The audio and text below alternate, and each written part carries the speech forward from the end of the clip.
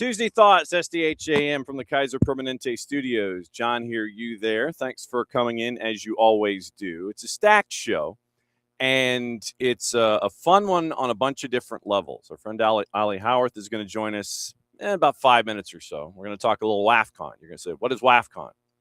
It is one of the more confounding tournaments that we have seen in quite some time on the women's side. And so Ali, who has a must subscribe to Substack when it comes to everything going on the African continent, drops by in between the quarterfinals and the semifinals to break it all down for us. Who's been a disappointment, who's been outstanding, who has gone up above and beyond when it comes to their own expectations. And I have a name in mind. We'll see if it agrees. Players that we need to keep an eye on, players that probably should be being looked at by the NWSL and other professional leagues, whether it's USL Super League, which is getting ready on their own. We'll talk to Kaylor Hodges about that tomorrow. So we'll talk WAFCON to start the show off. Then we go to Mercer University in Macon, catch up with their head women's coach, Tony Economopolous, and we find out what he learned from 25 as he gets ready for 26. Then KCD, Kacey White's going to join us, and we'll find out where KCD be. And we were going to go over her Tour de Tejas, the two matches in Austin and what has gotten into Austin FC, plus what has gone on in Dallas and what it was like to wear her Letterman jacket, if you follow her on social media, and what it was like to wear that Letterman jacket in about 9,000-degree weather. Morning, Alex. Morning, Abby. And anything else that's on her mind as she gets ready for what's going on in the college game. She is going to be the primary color commentator on ACC matches this year. So she's got to get ready for that now, too. So we'll catch up with KCD at 10. 10:30, we catch up with Santi Lopez, the head coach at El Farolito. It's part 2 of our conversation that we've had about what it's like to balance a family business. And what I mean by that is the chain of restaurants in the San Francisco area and the El Farolito just the pedigree that they've developed in the NPSL and having to balance more than one side, chasing after championships, which they won 2 of this year. And so we find out what it's been like really to balance an amateur side that gets no real financial, benefit from what's going on. You move players on, you get nothing for that. So what's it like to balance a family business and everything that we've seen in El Farolito in the NPSL. So that's Santi Lopez, the head coach, and he'll join us coming up at 10:30. We caught up with him yesterday during his lunch break because the family is, after all, running a restaurant. So that's the rundown for the morning. It is El Farolito at 10:30, KCD at 10. At 9:30, bottom of the hour, it's Tony Economopolous from Mercer. And so that means that opening kickoff brought to us by our friends at Black Pitch Coffee and blackpitchcoffee.com, because we always start with the most important stories in the game. Right way to start your morning. Black Pitch Coffee, part of the SDH community, showing up at events all over Atlanta. Try their home blend made with beans from Brazil, Guatemala, heavy body, notes of walnut, semi-sweet chocolate, and a rich world-class finish. Opening kickoff powered by Black Pitch Coffee and blackpitchcoffee.com. And I will admit that having this guy as a part of our stable of experts has reinforced my viewing habits when it comes to everything that is fairly obscure from an American standpoint. So we bring in Ali Howorth. So, dude, congratulations on a heck of a WAFCON that you've got to cover so far, man. It's been fun. Yeah, I think that there's no better way of putting it than just saying it's the greatest tournament we've ever seen from the Women's Africa Cup of Nations. We've seen unprecedented upsets. We've seen new teams rising to the top. We've seen old teams crumbling. We've seen teams qualifying for the World Cup, the lowest ranked team ever to qualify for the World Cup in Malawi. It's just been storyline after storyline.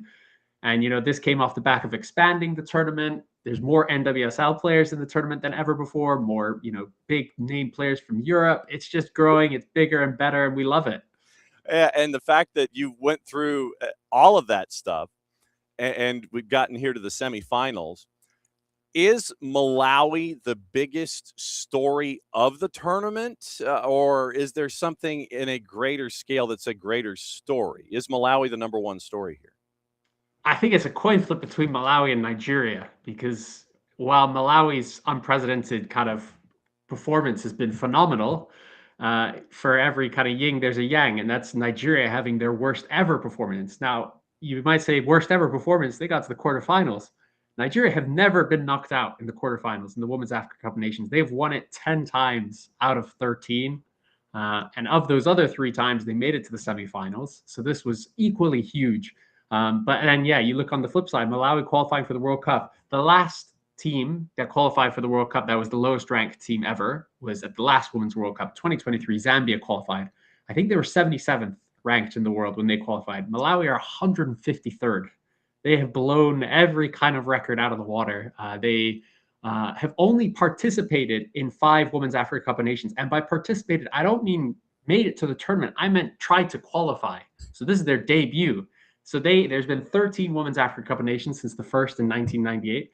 Malawi women's football, the national team didn't even play its first game until 2002 and have spent more time not existing since then than they have existing.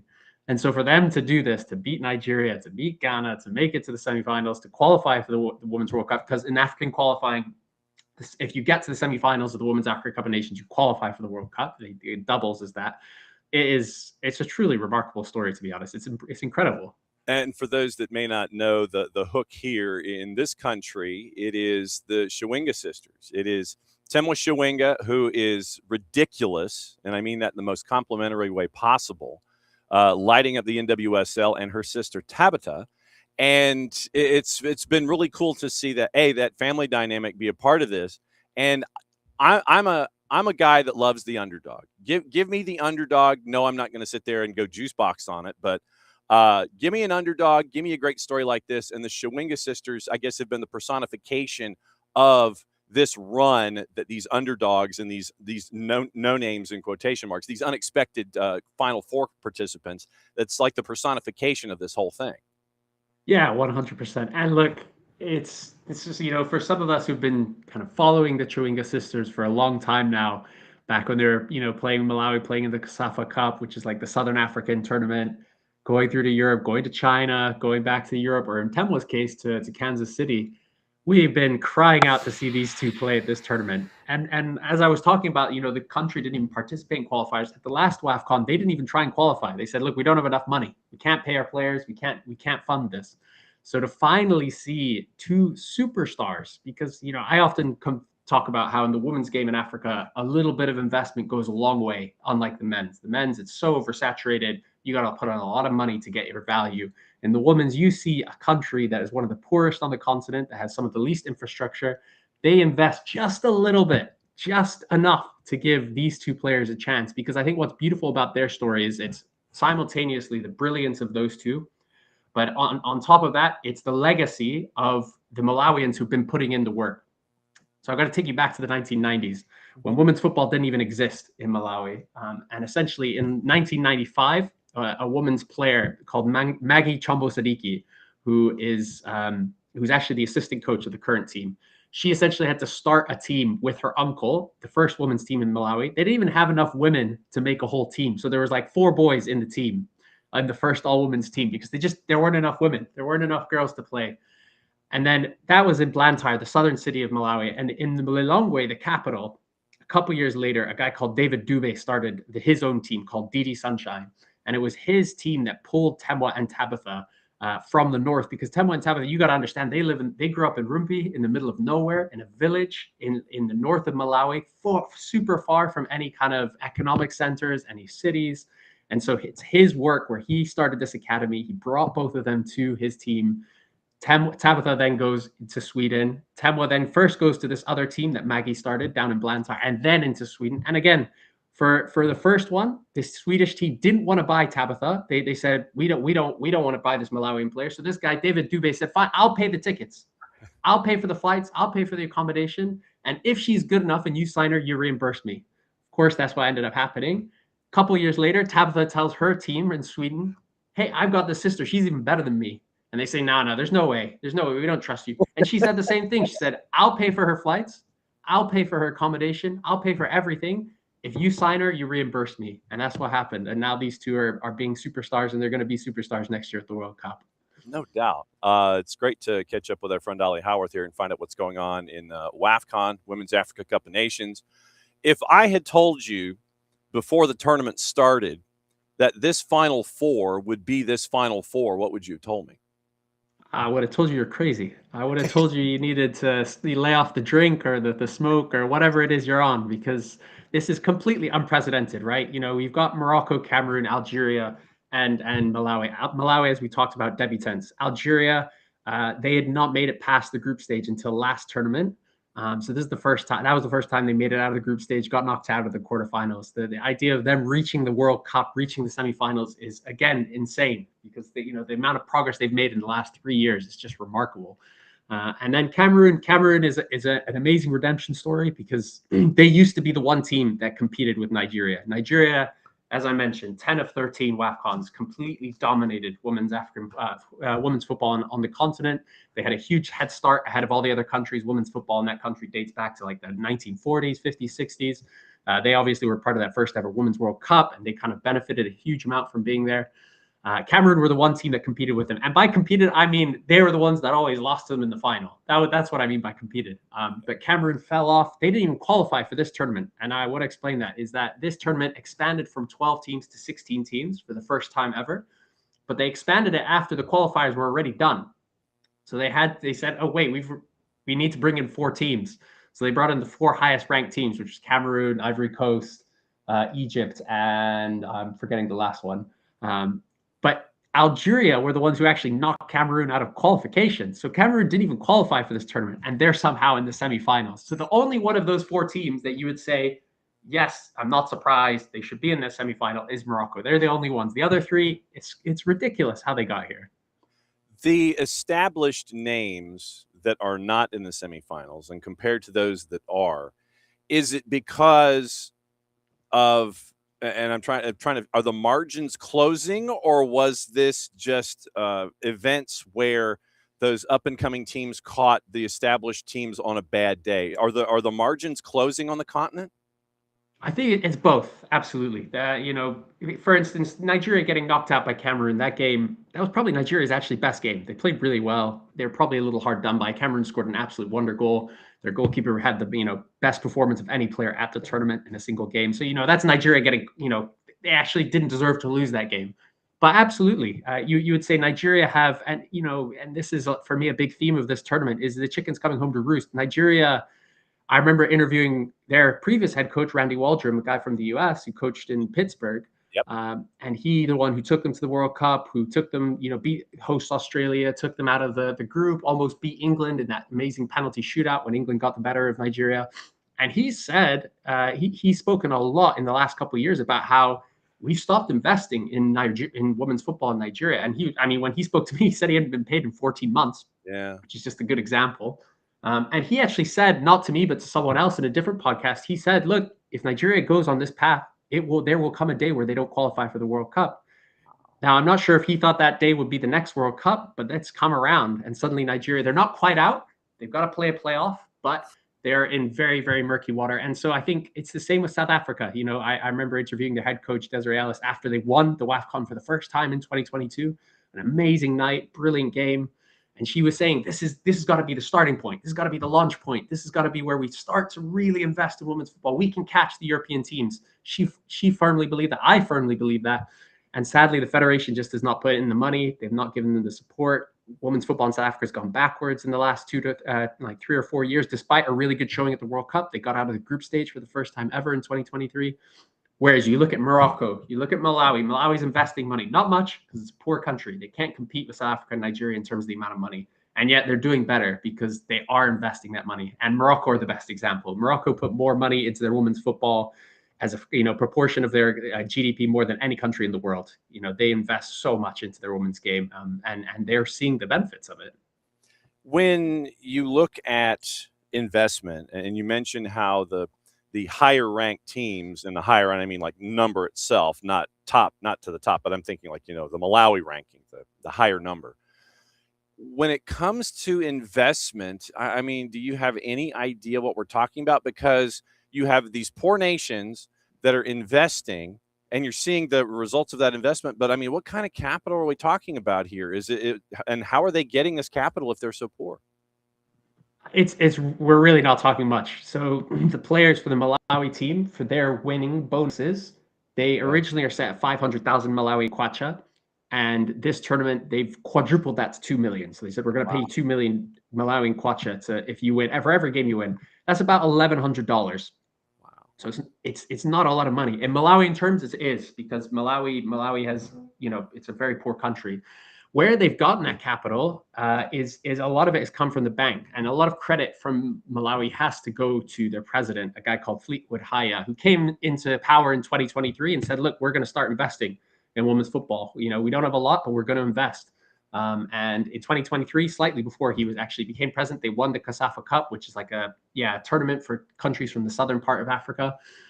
They launched their first ever national league. So they didn't have a national league up until last year. They did not launch that. And a lot of that came off the back of getting investment from the Malawian Bank, the National Bank of Malawi, the NBM.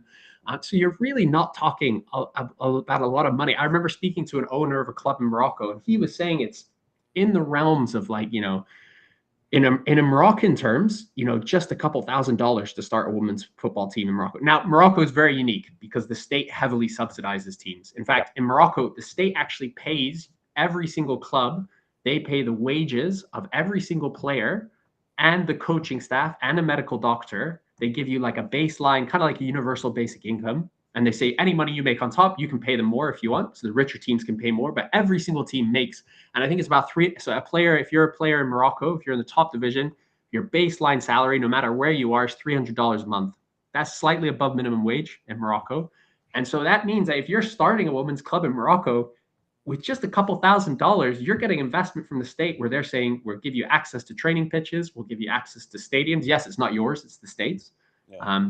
And so all you're doing is topping up whatever they're already paying in. So in Morocco, it's not that much because the state invests a lot, but it really varies from country to country. But when you kind of compare it to the amount of money that you need to invest in the men's games in terms of developing elite academy infrastructure and all of this to compete with Europe, compete with South America, it's chump change. And I think where you've seen a lot of success is the countries that have put in and the institutions that have put in even a fraction of the work into their women's game as they have with the men's. So a good example is the Right to Dream Academy in Ghana. It is the kind of new elite, top of the line academy in Ghana and West Africa. Mohamed Kudus came through there, the kind of Tottenham star. Ernest Nuama, Caleb Vierinci, who just signed for Coventry City, had an amazing World Cup with Ghana. But two of the superstars of this tournament are Ivorians, a girl called Grace Ruth Seri, their central midfielder, and Insira Ouedraogo, who up until their quarterfinal, when she actually got a controversial red card, she, for me, was the best player of this tournament. Better than Temwa Chawinga, better than Tabitha Chawinga, better than everyone. They're both 18, and they've both just moved to Denmark, where they're playing for FC Norgesland, which is the club that Right to Dream owns. So Right to Dream have invested just a fraction of what they invest in the men's game into their women's game, and they're already producing stars in just a couple of years. Same with the Egyptian women's national team. The Right to Dream have an academy there. I think it's like 6 of the players in the Egyptian women's national team came through the Right to Dream. So it's really not a lot in terms of what you want to invest. And this is what I always say. I want to someday bump into Michelle Kang, the owner of Lyon and whatever, Washington Spirit, all the clubs she owns, and say, just give me a couple million and we'll be giving you Tabitha Chawingas throughout. Because when I speak to people from Malawi, that's all they say. They say, we've got so many players. We got so much talent. We got players. I remember speaking to one guy who's a club owner there, and he said, we've in my club alone, we've got 2 or 3 Temwa and Tabitha Chawingas just waiting for a chance. And look, he might be exaggerating, but it goes to show that the talent is there. What we need is the investment, the pathways, the kind of ways for these players to go. And you got to remember, Temwa and Tabitha was the first player in Malawi to ever leave the continent to play. No other player had ever gone to Europe or gone to China or gone to the US or gone anywhere. So, for Malawi, it is hopefully just the start of something special. Yep, and I know a team that's based here in our headquarters city that starts in 2028 that might be looking down that road if they need to. And you doing all this advanced scouting, we do appreciate that because we want to coming out of the blocks. Tony Economopolous from Mercer coming up in about 5 minutes. And you realize, of course, that you opening all these doors means that after the final, you're going to have to come back and we're going to have to talk about more of this stuff. One of the things that has struck me disappointingly is attendance. Why is that? So attendance has not been great at this tournament. I would say for The main reason is, one, fans don't travel on the continent of Africa. It's very, very rare to see fans traveling. In the men's game as well, it's very rare to see an AFCON where games that don't involve countries that are neighbors having big stadiums attendance. It's just not the reality. Now, the last two have been exceptions. The first being in Cote d'Ivoire. That's because Cote d'Ivoire is at the heart of Francophone Africa. There's a lot of visa-free travel between countries around it, and a lot of West African Francophone nations qualified for Cote d'Ivoire for that tournament. Morocco is kind of the opposite. It's Morocco's proximity to Europe. There's big diasporas. Suddenly, there are a lot of people can travel. With the women's game, I think there's that is that, you know, in the African football, it's so hard to travel. I mean, just a good example is South Africa. If you want to be a South African traveling to Morocco to support your team, you're paying close to $2,000. Wow. You're flying through Qatar or Turkey, or maybe both, or maybe even Turkey, Paris, Morocco.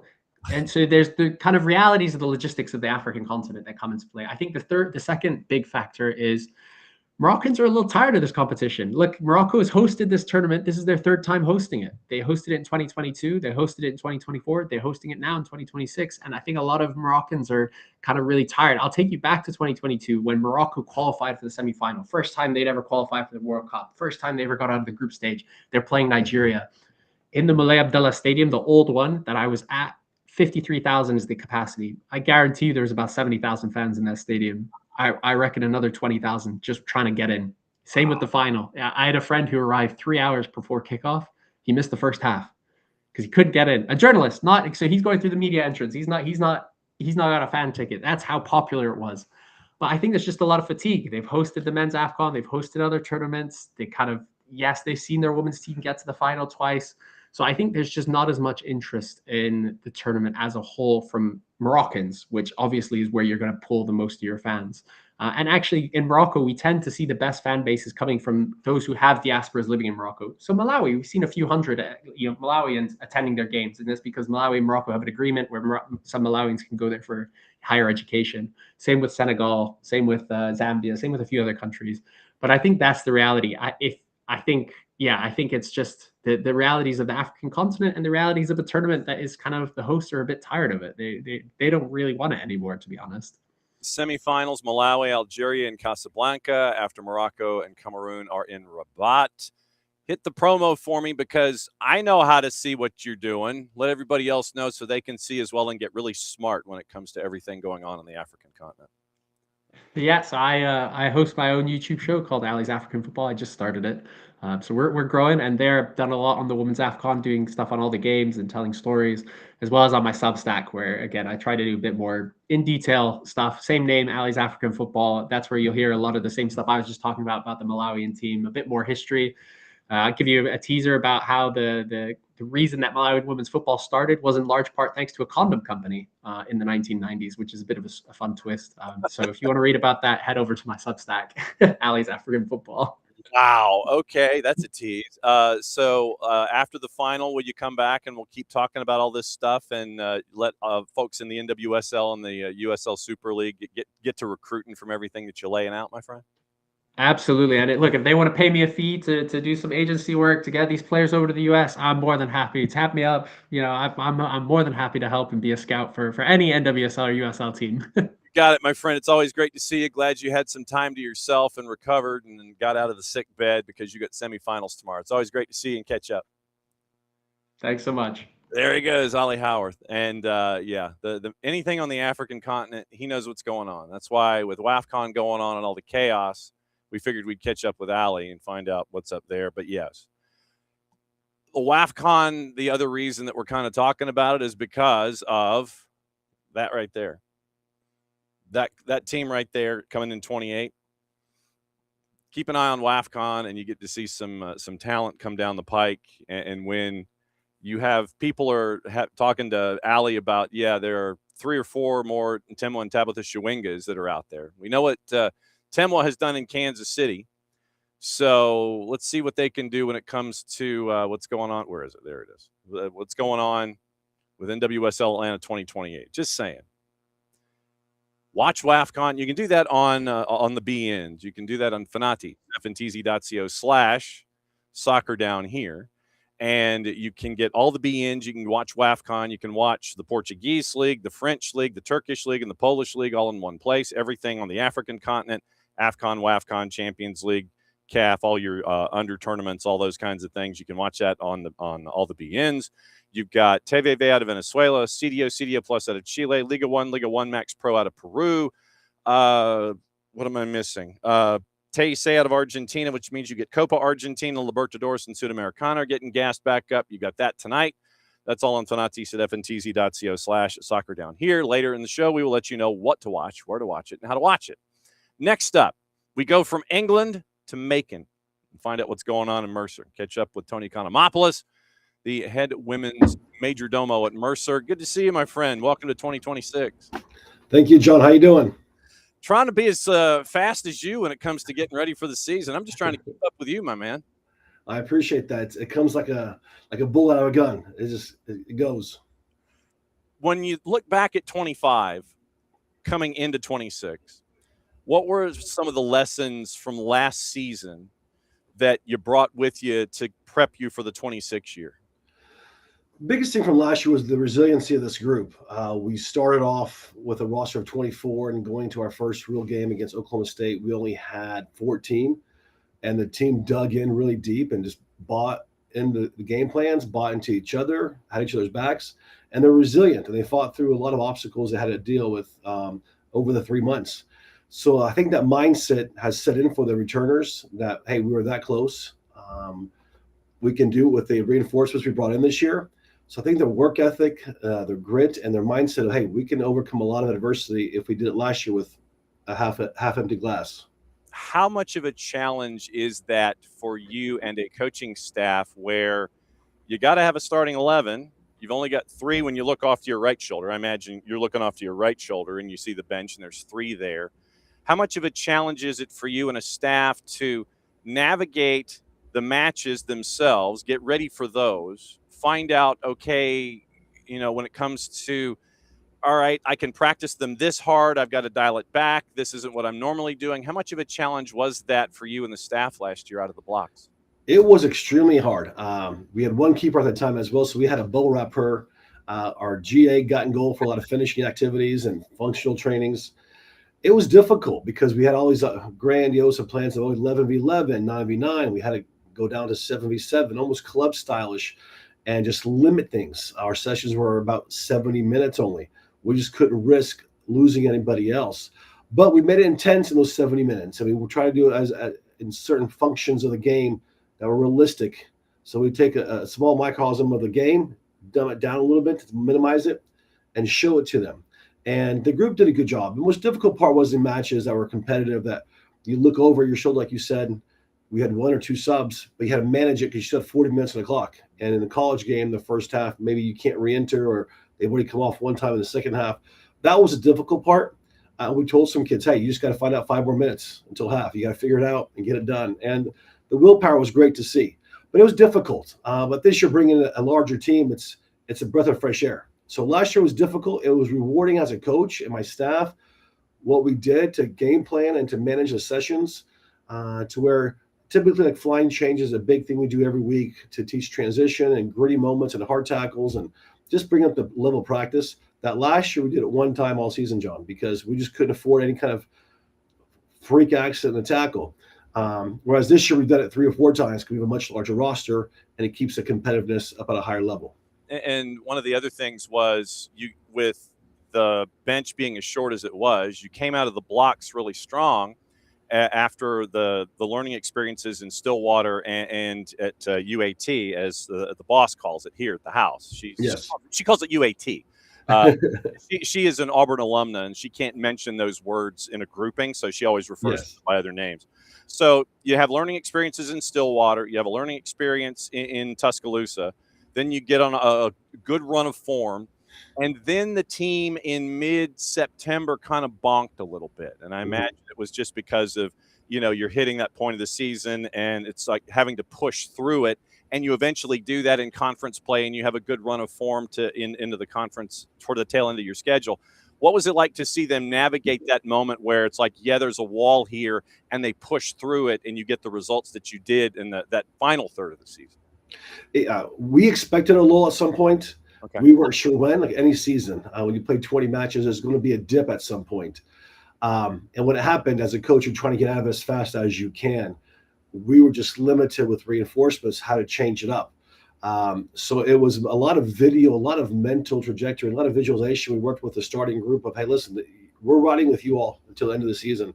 We got to find a way to get you to get out of this lull, this negative aspect of where we're at in the season right now, and get out of it. And our team, after they figured it out and realized, hey, listen, I can't rely on Susie or Vanessa because they're not here. I just got to do it from within. And once they all got in and bought in on that concept, we started trending the right way again.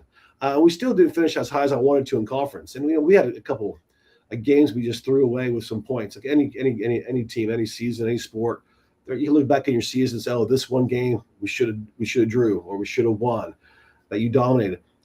But how we ended and going to the conference tournaments, we saw the change in their eyes. You could look in their eyes and say, okay, this group is bought in. There's just a little bit of anger and determination, which we could work with instead of like scared and like, I don't want to make a mistake. Mm-hmm. This season, I imagine, when are you leaving for Jackson, Mississippi? We're leaving 30 minutes. Okay. Yeah. So I can't hold you long. So you can. The bus away, John. We're good. Okay. So I'll carry you for about another 15 to 17 years just to get you right out before the top of the hour. I don't want you to get in any trouble. And if you need a note, let me know. I will. When it comes to starting 3 games, you start your season 3 matches on the road. And it's Jackson State, it's West Georgia and Carrollton, and then you go to Orono, Maine. Yeah. How does something like that happen? It's because you sit there and you're going Mercer and Maine. That's not something that you would sit there and pair up. How does a non-conference schedule come together for you? Yeah, so the main part first is we have a big list of all Division I women's coaches, and everyone goes on there looking for a match on this year, this date, home or away.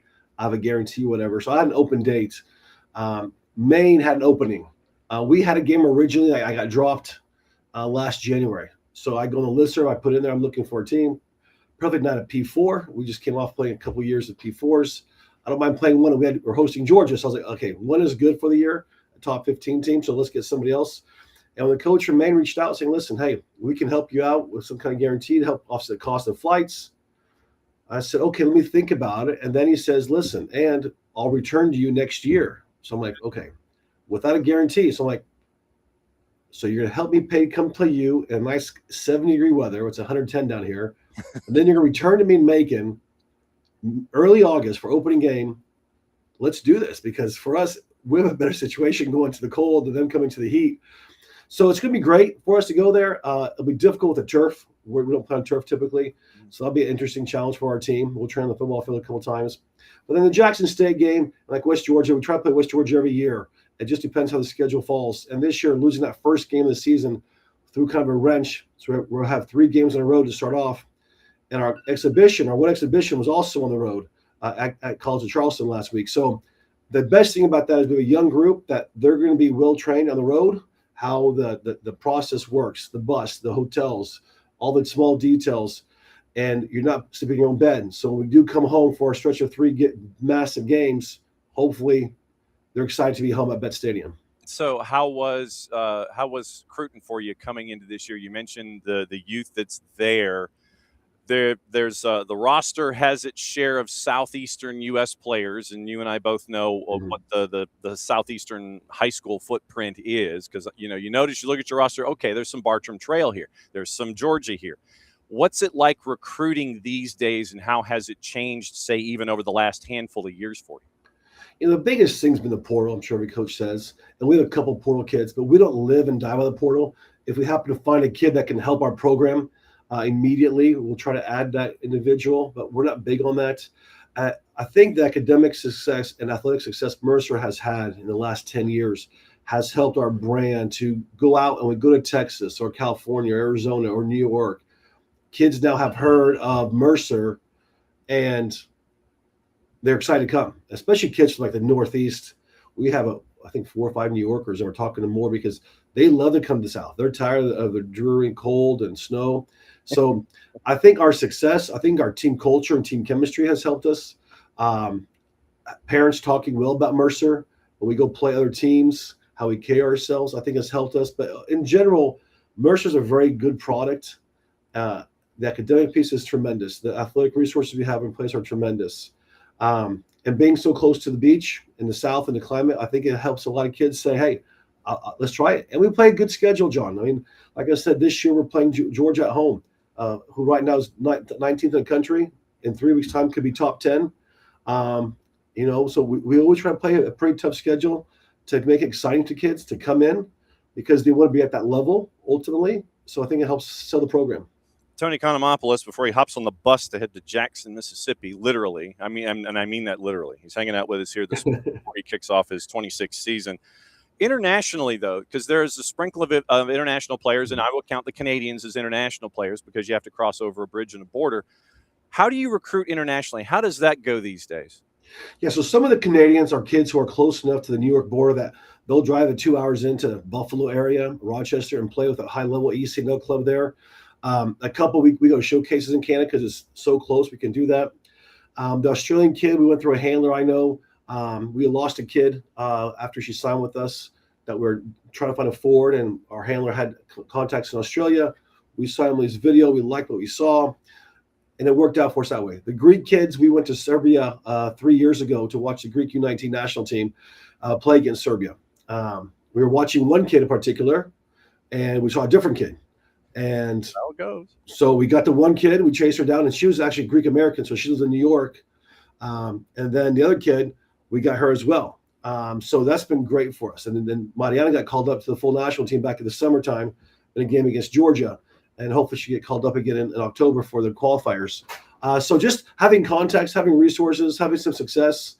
Again, kind of like the transfer portal.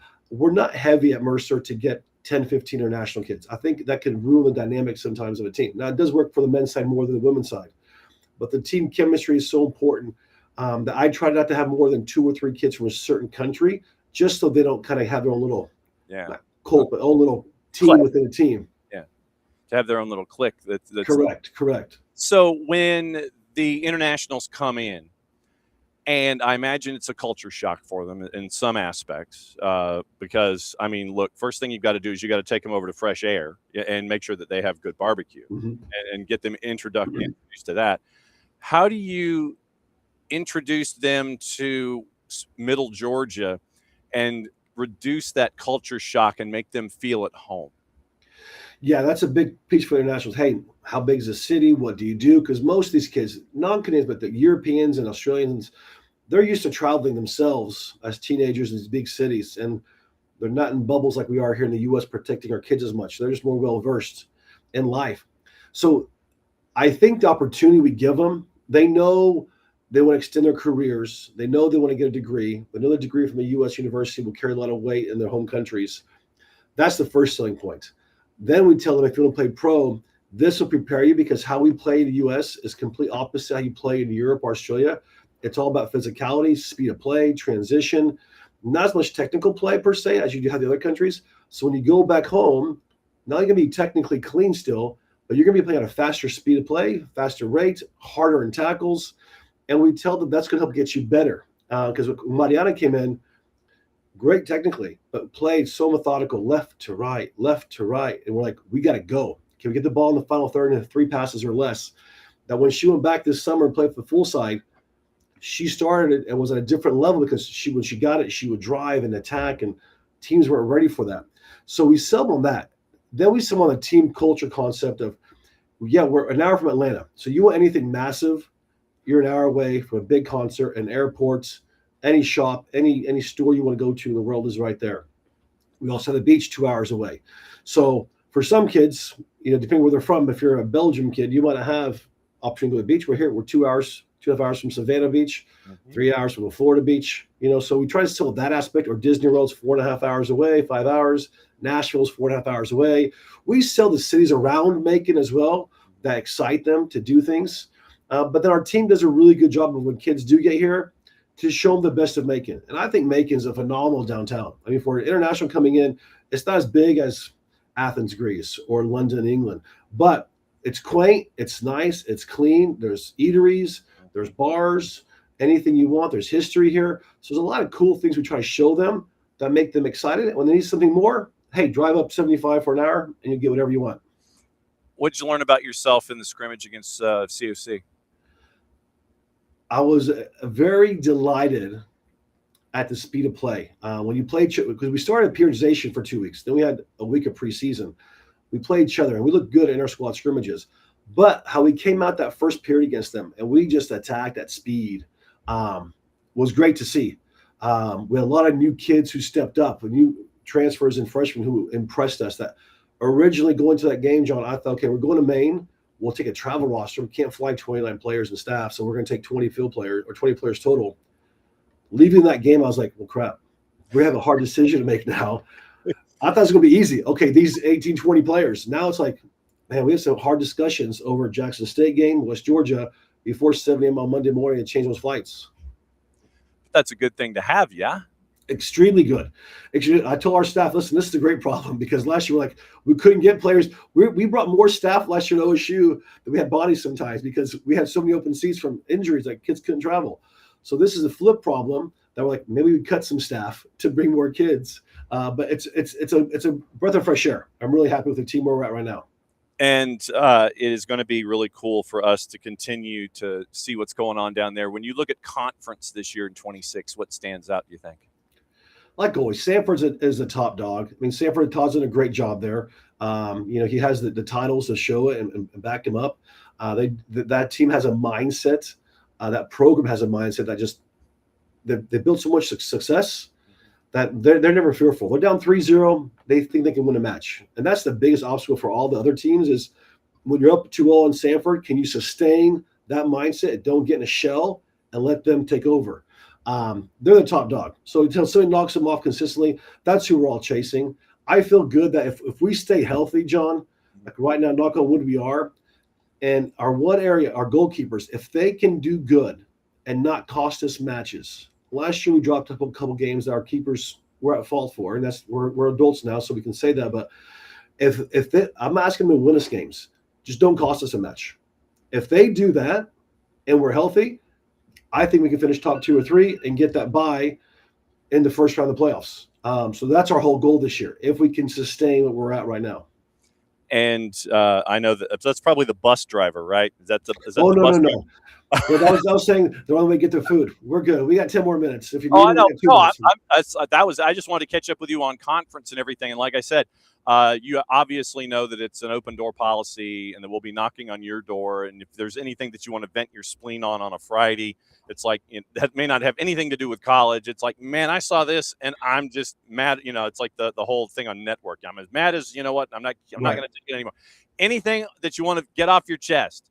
Think of it as almost like soccer therapy. So if there's any time that you ever just want to come in and knock on the door and go, dude, I've got to talk about something, you can. It is awesome. It is 1 day, 7 hours, and coming up on 10 minutes. Mercer season opener in Jackson, Mississippi against Jackson State. Then they go to West Georgia. Then they go to Orono, Maine. Then the home schedule starts.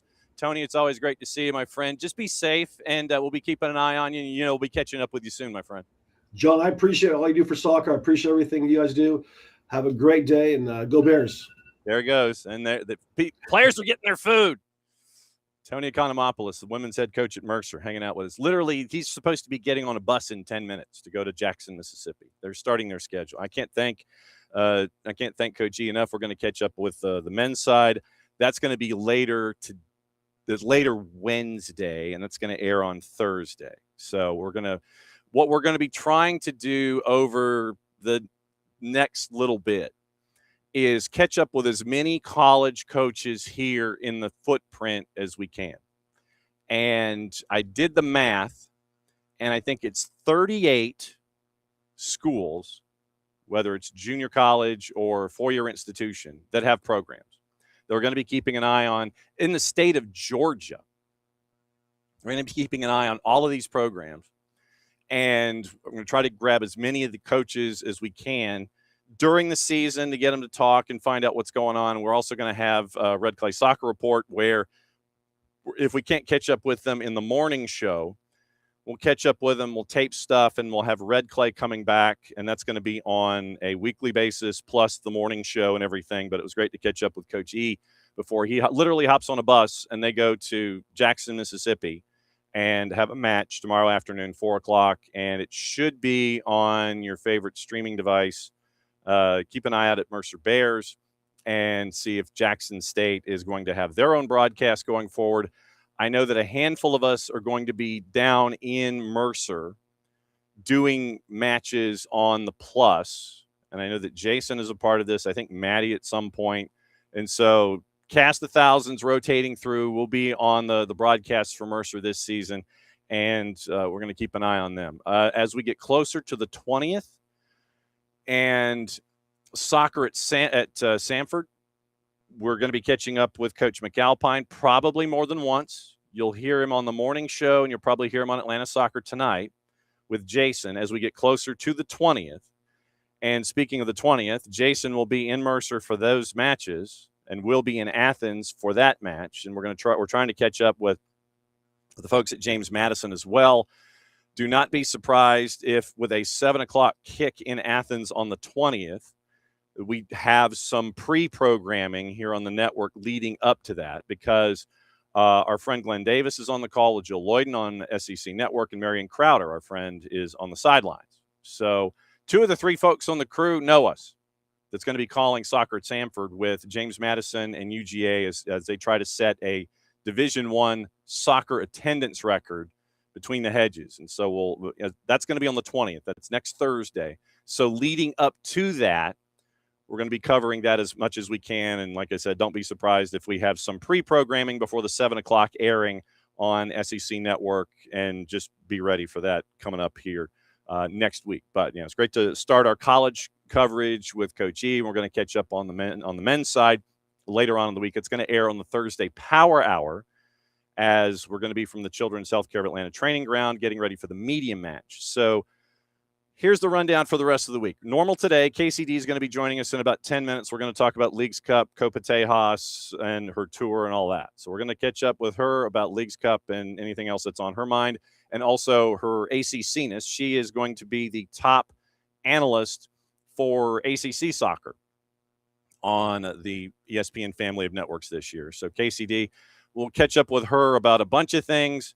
And we're going to start Leagues Cup, and we might talk a little in WSL, might talk a little Major League Soccer, maybe a little college, but most of it's going to be on Leagues Cup with KCD coming up in about less than 10 minutes.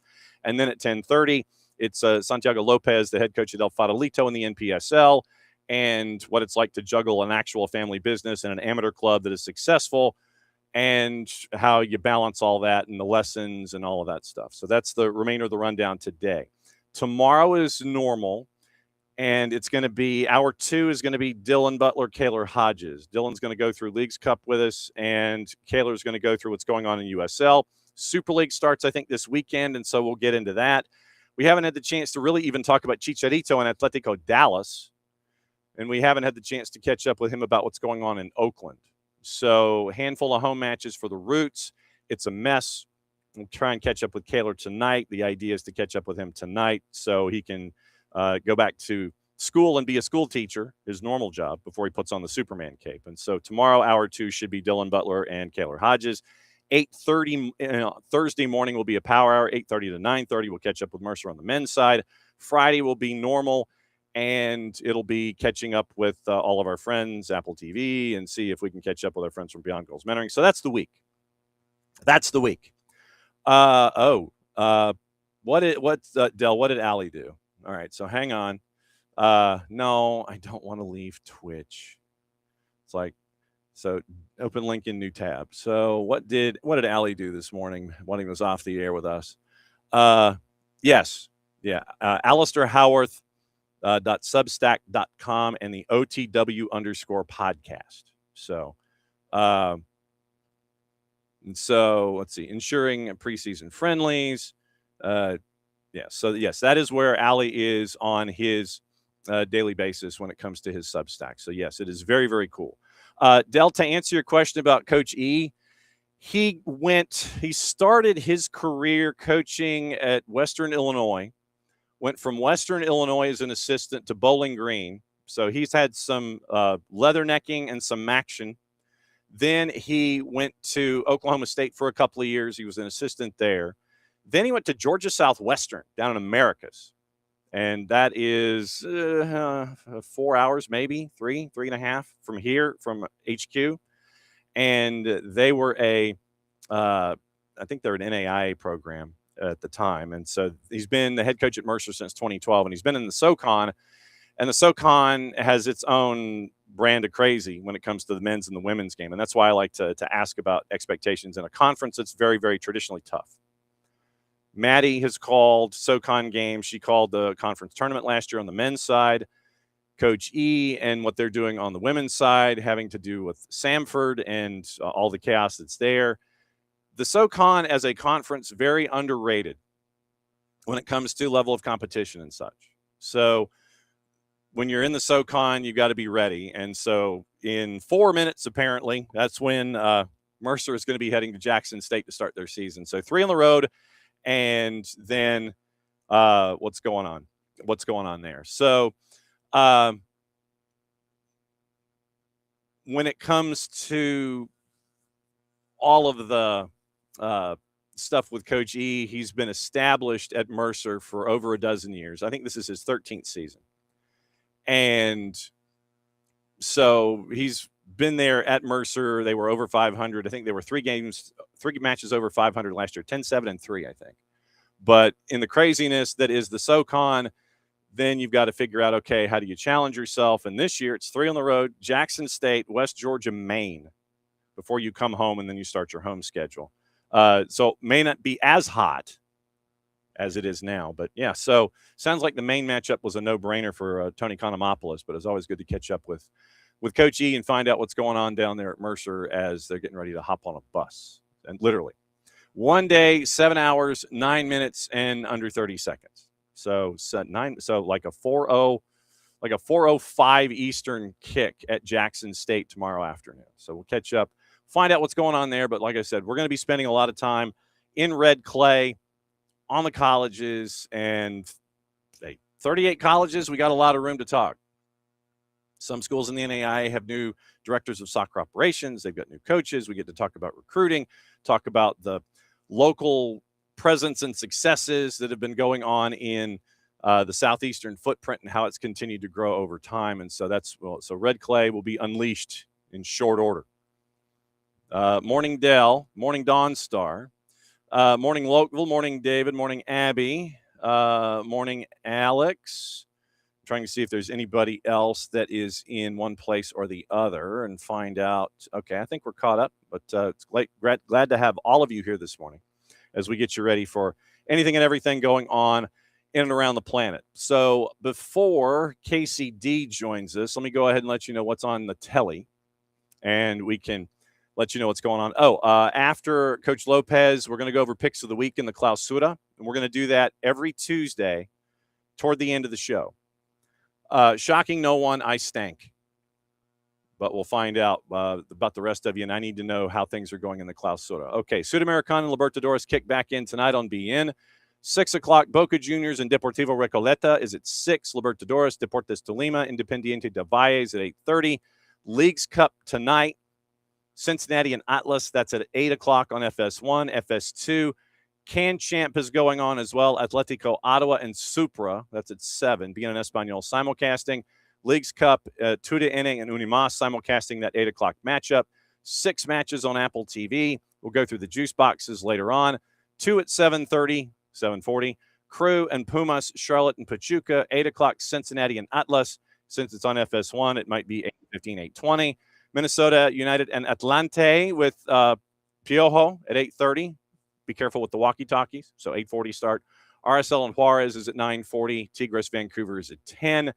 ESPN Plus has Champions League matchups and qualifying. Sturm Graz, Fenerbahce, Lyon, and Sparta Prague, 2:30 and 3. Fox O&E has your Can Champ simulcast. 1 match in Next Pro, NYCFC 2. The Pigeons taking on Orlando City B at 7 o'clock. CONCACAF Central American Cup for you true sickos. 1 at 8, 2 at 10. And then Liga Profesional, that's top out of Argentina, Tijeras and Lanús is at 8 o'clock tonight. So that's what to watch, where to watch it. How to watch it by our friends at Fanatis at fntz.co/soccer down here. All right, 10 o'clock. which means a couple different things on Tuesdays. It means that it's time for the hydration break, brought to us by our friends at local Vine Beer, Wine, and Liquor stores, 2 locations here. And feel free to hydrate as you wish. Let me bring Kacey D in so she can hydrate with us. And Johns Creek and Cumberland, they got big stores. So please hydrate away. Mm-hmm. Hello. Mm-hmm. Hydrating away. Yeah, there you go. There you go. Yes, we believe in proper hydration with our guests and at all times. So first off, how was Texas? It was fantastic. I loved it. Did you follow along? It was so fun. I did. And I imagine that the Letterman jacket was worn for about 7 seconds, long enough just to take the picture and put the Letterman jacket back, considering it was about 120. A little longer than that. And we actually were supposed to have an on-camera pregame hit. I had it with me for the pregame hit. Oh. And then about an hour and a half or so before, English didn't need a hit anymore. Spanish only needed a hit for La Previa. So didn't have it, but I do have it today. There you go. So I was like, I got to show you my big old yes. Class of 2002, baby. Yes. All my basketball state patches. Because I played basketball and ran track. I was going to say, when you played hoops, were you the point guard that had the monster 3, or what was your game? Good question. I had the 3. I was really good defensively as well. Lots of steals for layups and a little point guard assist distribution action. My mom was a college basketball player, so that was always my other sport. And so I did that, and then they convinced me to run track my last year. We didn't have soccer, so it made sense to do some more sports. That's un-American not to have soccer. I know. It was a really small private school back in the late 90s. We just didn't have it, and they still don't actually, which is a little bit crazy. But that was my jacket for Friday Night Lights. That's what I wore. As it should have been. And so what did they have you do in track? So mostly like the middle and long distance. Okay. I could do the 100 and 200 and things like that, but we had enough people and no one wanted to run long distance. So I did the 800, the 1600, and I did the 4x4. I anchored the 4x4. So, and then funny story, they asked me, I'd never done it, like a week before districts, can you do pole vault and high jump? And I was like, sure. Of course I can throw myself with a pole over, a bar. Oh. So I practiced for like a week just to get us points at district. And it wasn't the most inspiring height for pole vault that I ever did, but it was a fun little fact. Wow. Pole vault, man, you're braver than I am. I'll tell you that right now. It was fun. KCD talking about nothing in soccer until now. So that's how we do an intro. Like 5 minutes, you get hydrated. We talk about track and everything else. You spent a lot of time in Austin in the last week. You got to see a lot of barbecue, hopefully, over at Terry Black's, like you and I are talking about. And what has gotten into Austin under Davey Arnaud? I think we're the good luck charms, or maybe it's Davey Arnaud.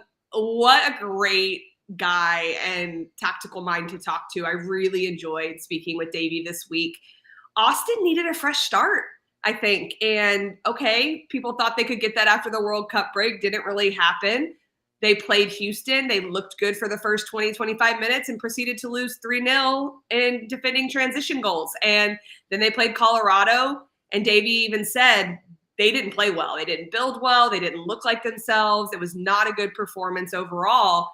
So then Leagues Cup comes along, and they've looked fantastic. And I don't think, the teams that they've played aren't the top teams out of Liga MX. We know that, but they are going to have a real test coming up. But they need the confidence piece to score some goals, to feel fluid. So while the wins were good, it was more how they played and how confident they looked, how their movement was. It was really fun to watch. They took care of business against Xolos and Puebla. And no, to your point, the rankings of those sides in Liga MX are not high, but nevertheless, you're still getting wins with an interim head coach and one of the DPs that you have been waiting. If you're a fan in Austin, you've been sitting there and you're looking at the money that they're dropping on Myrto Uzuni, and you're sitting there going, okay, when's my ROI? It's like you're a banker all of a sudden. Where's my return? Where's my return on investment? And last time out with Austin, you got to see, at least in a microcosm that folks are hoping, is the beginning of that return on investment with Myrto Uzuni.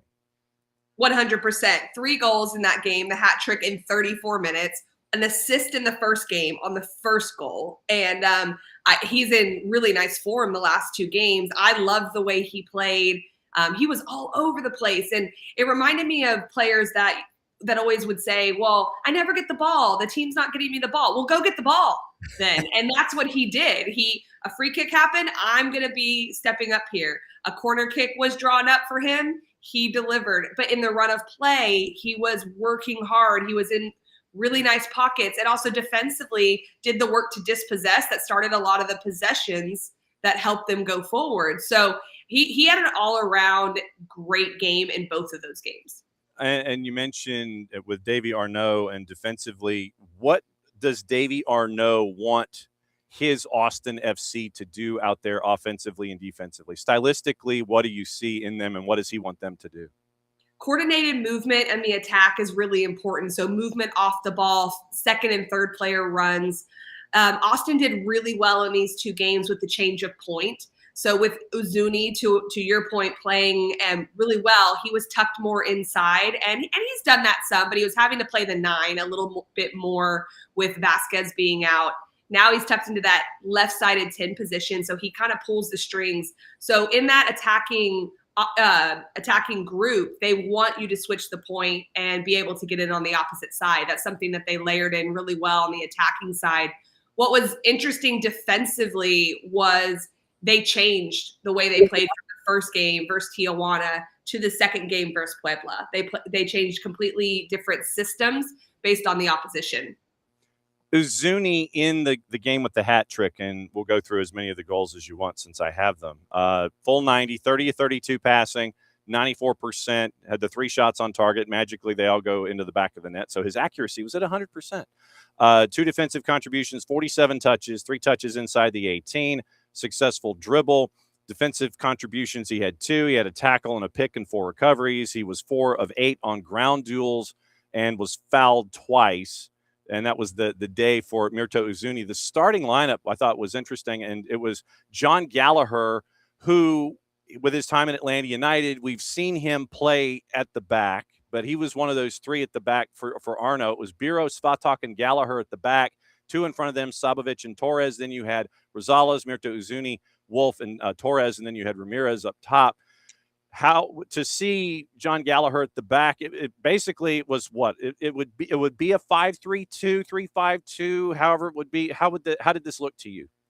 So in the previous game, it was a 5-2-3 with Gallagher as one of the wing backs. This was a defensive shift. So we still showed the system as a 3-2-4-1 in how they build with the ball. Yeah. It was actually a 4-4-2 defensively. Gallagher was an out-and-out outside back, and Joseph Rosales came all the way back as the left back. So it became 2 blocks of 4. This was a difference. It was to deal with an overload that happens off the left side for Puebla, and they completely shut it down. Gallagher, obviously, being one of the 3 center backs in the attack, wasn't getting forward. His percentage of responsibility was more defensive. But when they were in their defensive role, he was more in his natural position from a defensive standpoint, just 1 player less in the back. All right, so I have all 3 Myrto Uzuni goals that are ready for your audio and your analysis. You can pick each one. We can go through each one, or were there ones that stood out over the others? Your call. Let's go quick through each, just because honestly, the main point was how he scored in 3 different ways. So I think it's interesting to kind of take a look at that. All right, so let's go through all 3. We'll play them kind of back to back to back here, and then we'll go with the analysis. Here is goal number 1, which happened early on as Kacey continues to hydrate, as she should. Here in just the 4th minute, it'll be Facu Torres standing over it, along with the left foot of Rosales, who was absolutely magnificent on Thursday night. And it will be Uzuni. He hit it. And he hit it so well.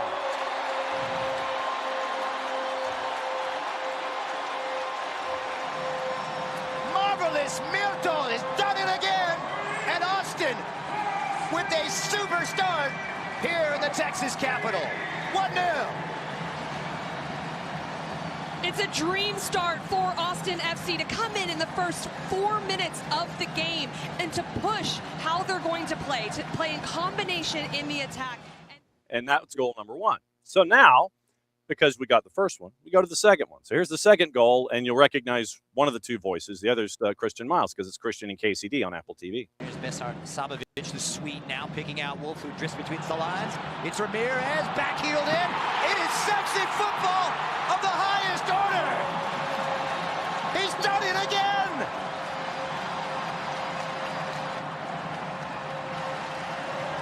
More magic from Mirto, and Austin absolutely dynamite. 2 goals in 8 minutes. It's the Verde and Black 2, Puebla 0. This is exactly what coordinated movement does. When one run goes before the pass, and then you have a second runner, a third runner off the ball, it absolutely picks apart defenses. Watch the center backs in white. As Christian Ramirez makes this run behind, the center back. That's number 2, so that means it's 2 down, 1 to go. Here's the Hattie. Faces this year after his move over from Palmeiras.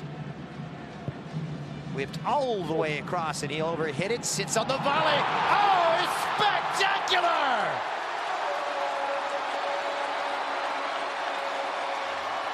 The hat trick hero, magical Mirto Uzuni.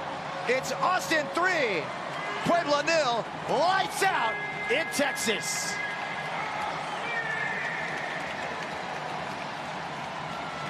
Mirto Uzuni has come to play tonight, and he's absolutely putting on a show.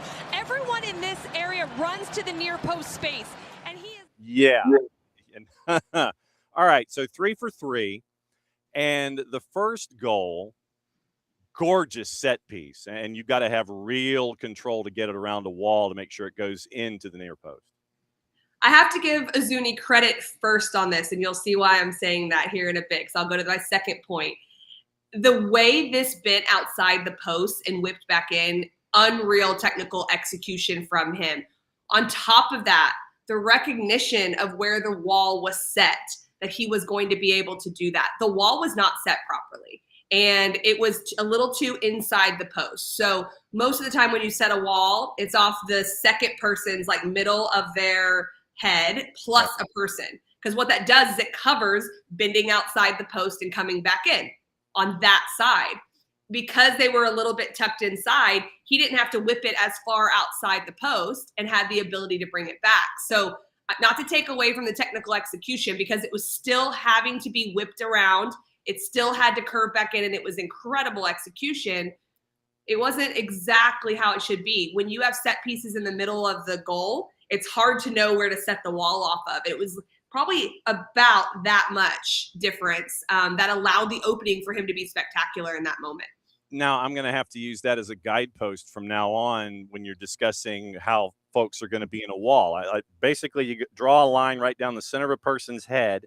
That's where the post is, and then they need to have someone off of their shoulder, right? Between the ball and the post, right down the middle, yes. And some people slightly do it one way or the other, or they might have some different pieces, but it's how many numbers do you have in the wall, and that's usually how it's set, is a player and a half, because it protects against most people being able to whip it outside the wall. And if you take a look, it was just the one person on the outside was just even with the post, actually. And if you go back, I think there is a ground level shot that shows that in the replay where they're off by that little, and then you see the opening that's there. It's so hard, John, because I'm such a coach mind that that's the first thing I want to address, but it's the spectacular finish at the same time.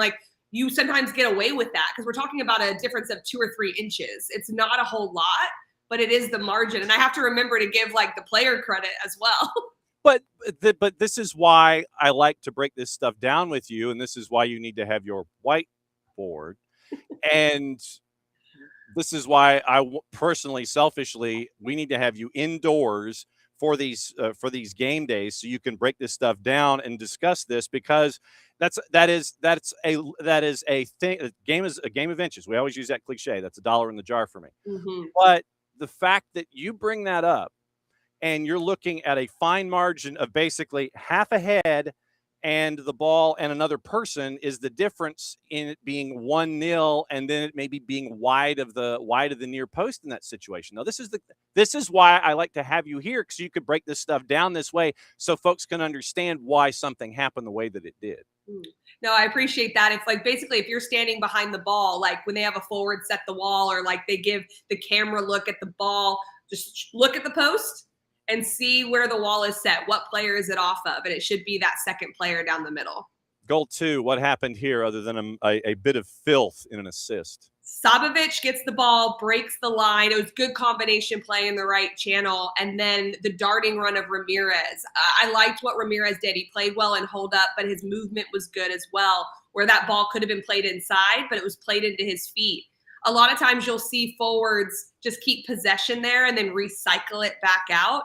But because of what Azuni does, and he runs off of Ramirez, he has that little bit of flair to flick it on, and Azuni flies through the box. It was just a matter of beating his player to the box. But in their system, because he's tucked inside Mirto Azuni, he's a little closer to the center forward. So it was a really nice combination through the right side. And the third one, to me, it seemed like it was one of the more difficult pieces of control that you could have. And if I'm remembering everything correctly, ball is over at the near post and left-hand side of the attack, inside left channel or left channel. And you see this rush of defenders. Basically, it seemed like the entire roster worked its way over to the near post to try to prevent a cross. And Uzuni's just kind of camped out, and no one's in his zip code. But to get the ball to him and to have the command to volley it the way that he did from, I guess, what, about 15?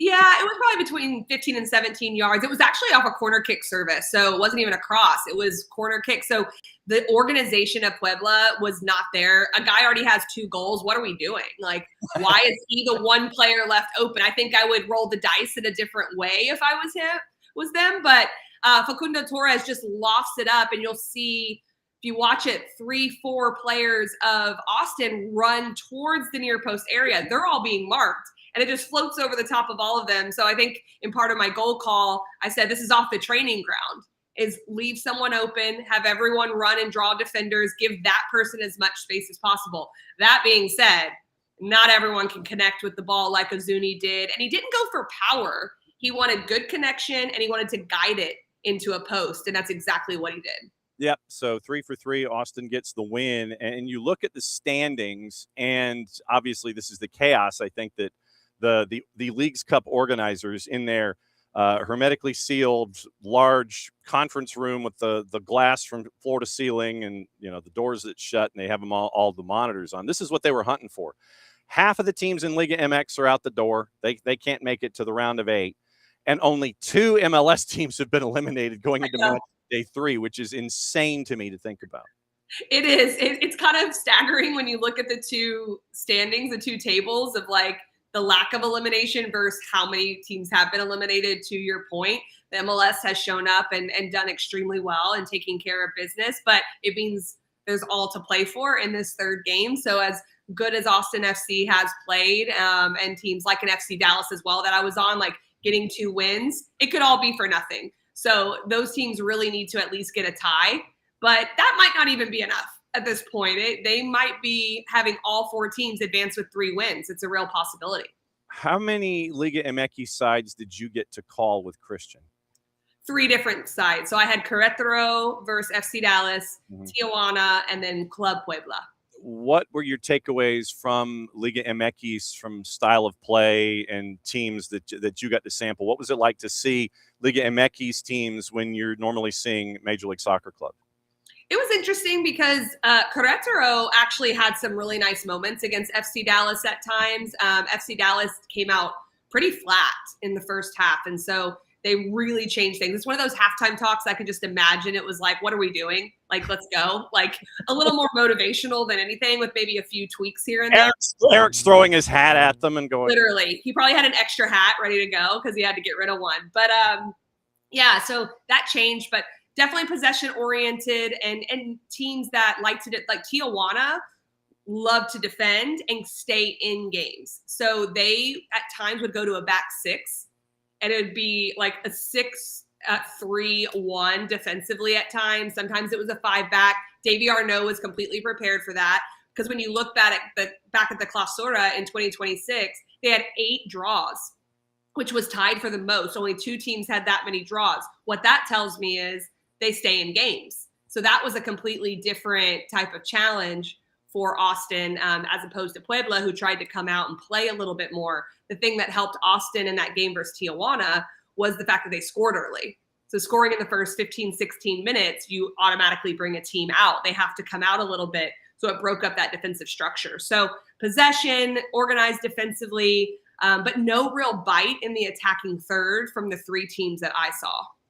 A back 6, that just seems like you're taking every bus in the garage or every train that you've seen. It's like literally you've gone to the Amtrak station and you're like, I need to rent you, and you, and you're just like, a back 6 seems like it's almost impossible to go up against. It's so difficult because your width is completely covered. They have not 1 extra center back to cover, but 2 on each side. So it makes it incredibly hard to deal with.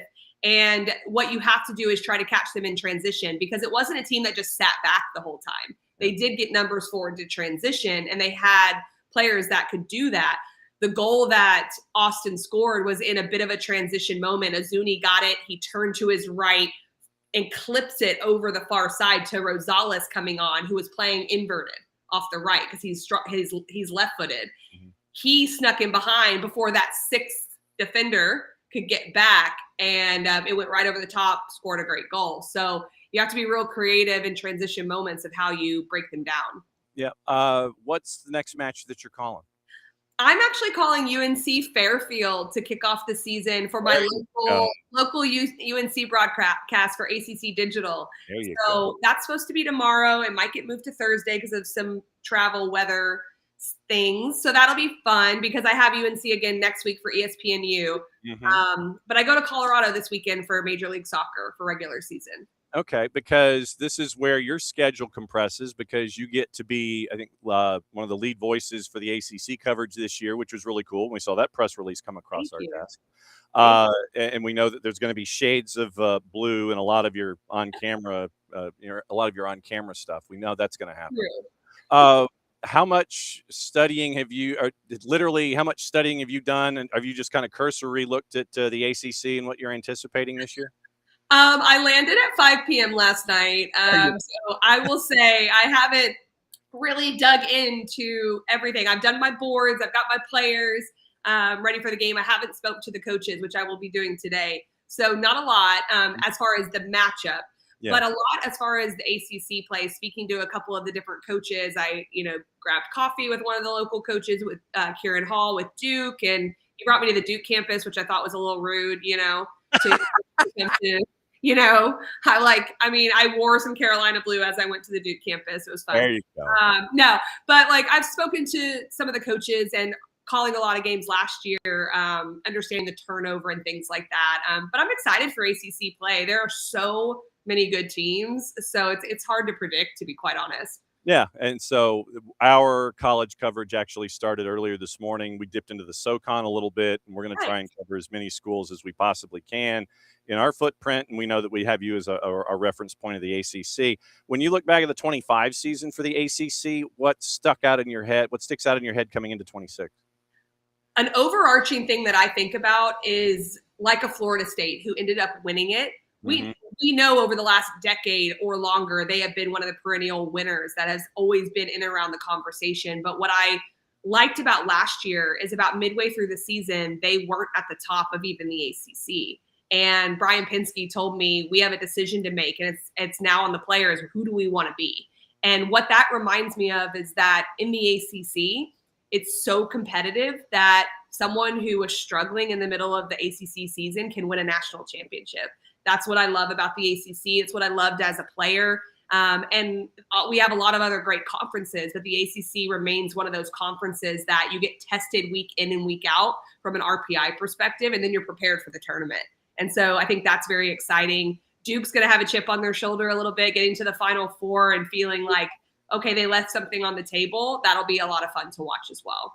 Yep. ACC coming up around the corner. You've got your non-conference schedules that are going to be coming fast and furious, and you've got Colorado hosting Sporting Kansas City at Dick's Sporting Goods Park this weekend. So do you have your calendar all orchestrated? How many different? Oh my gosh, it's like a beautiful mind. I seriously think of Zach Galifianakis in The Hangover with like all the numbers above his head. That's me, but with like dates and like travel plans. I got my ESPN schedule for the fall about a week or two ago. Yes, that's exactly it.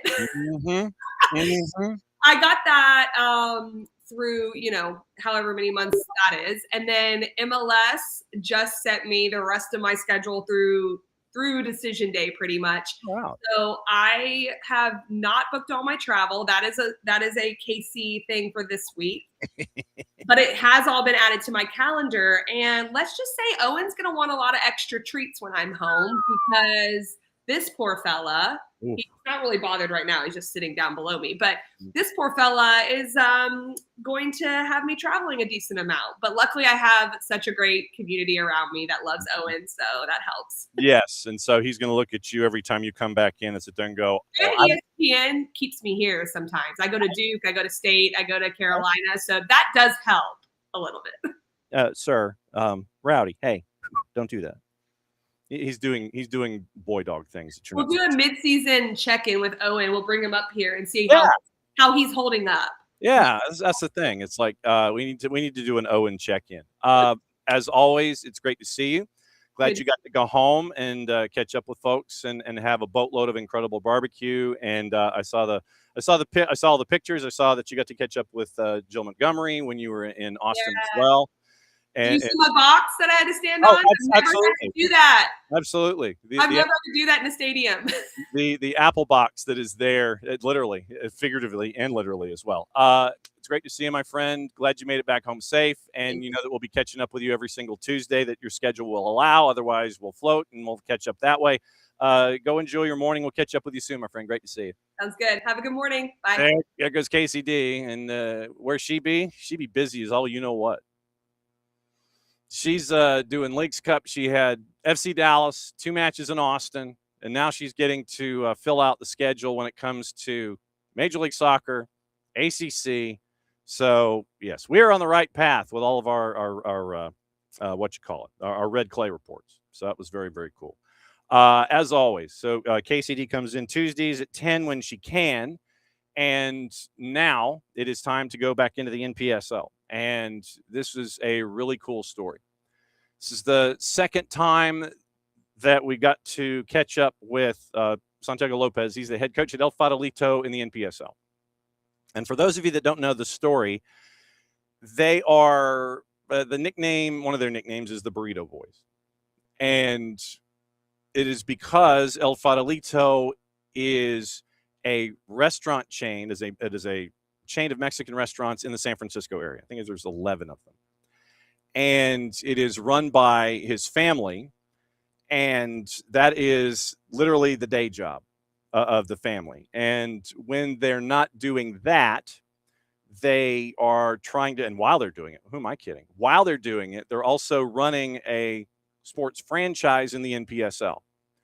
And this past season, especially toward the end, a couple of weeks ago, they won the NPSL championship to go back-to-back in that competition. So the NPSL has a back-to-back champ in El Farolito.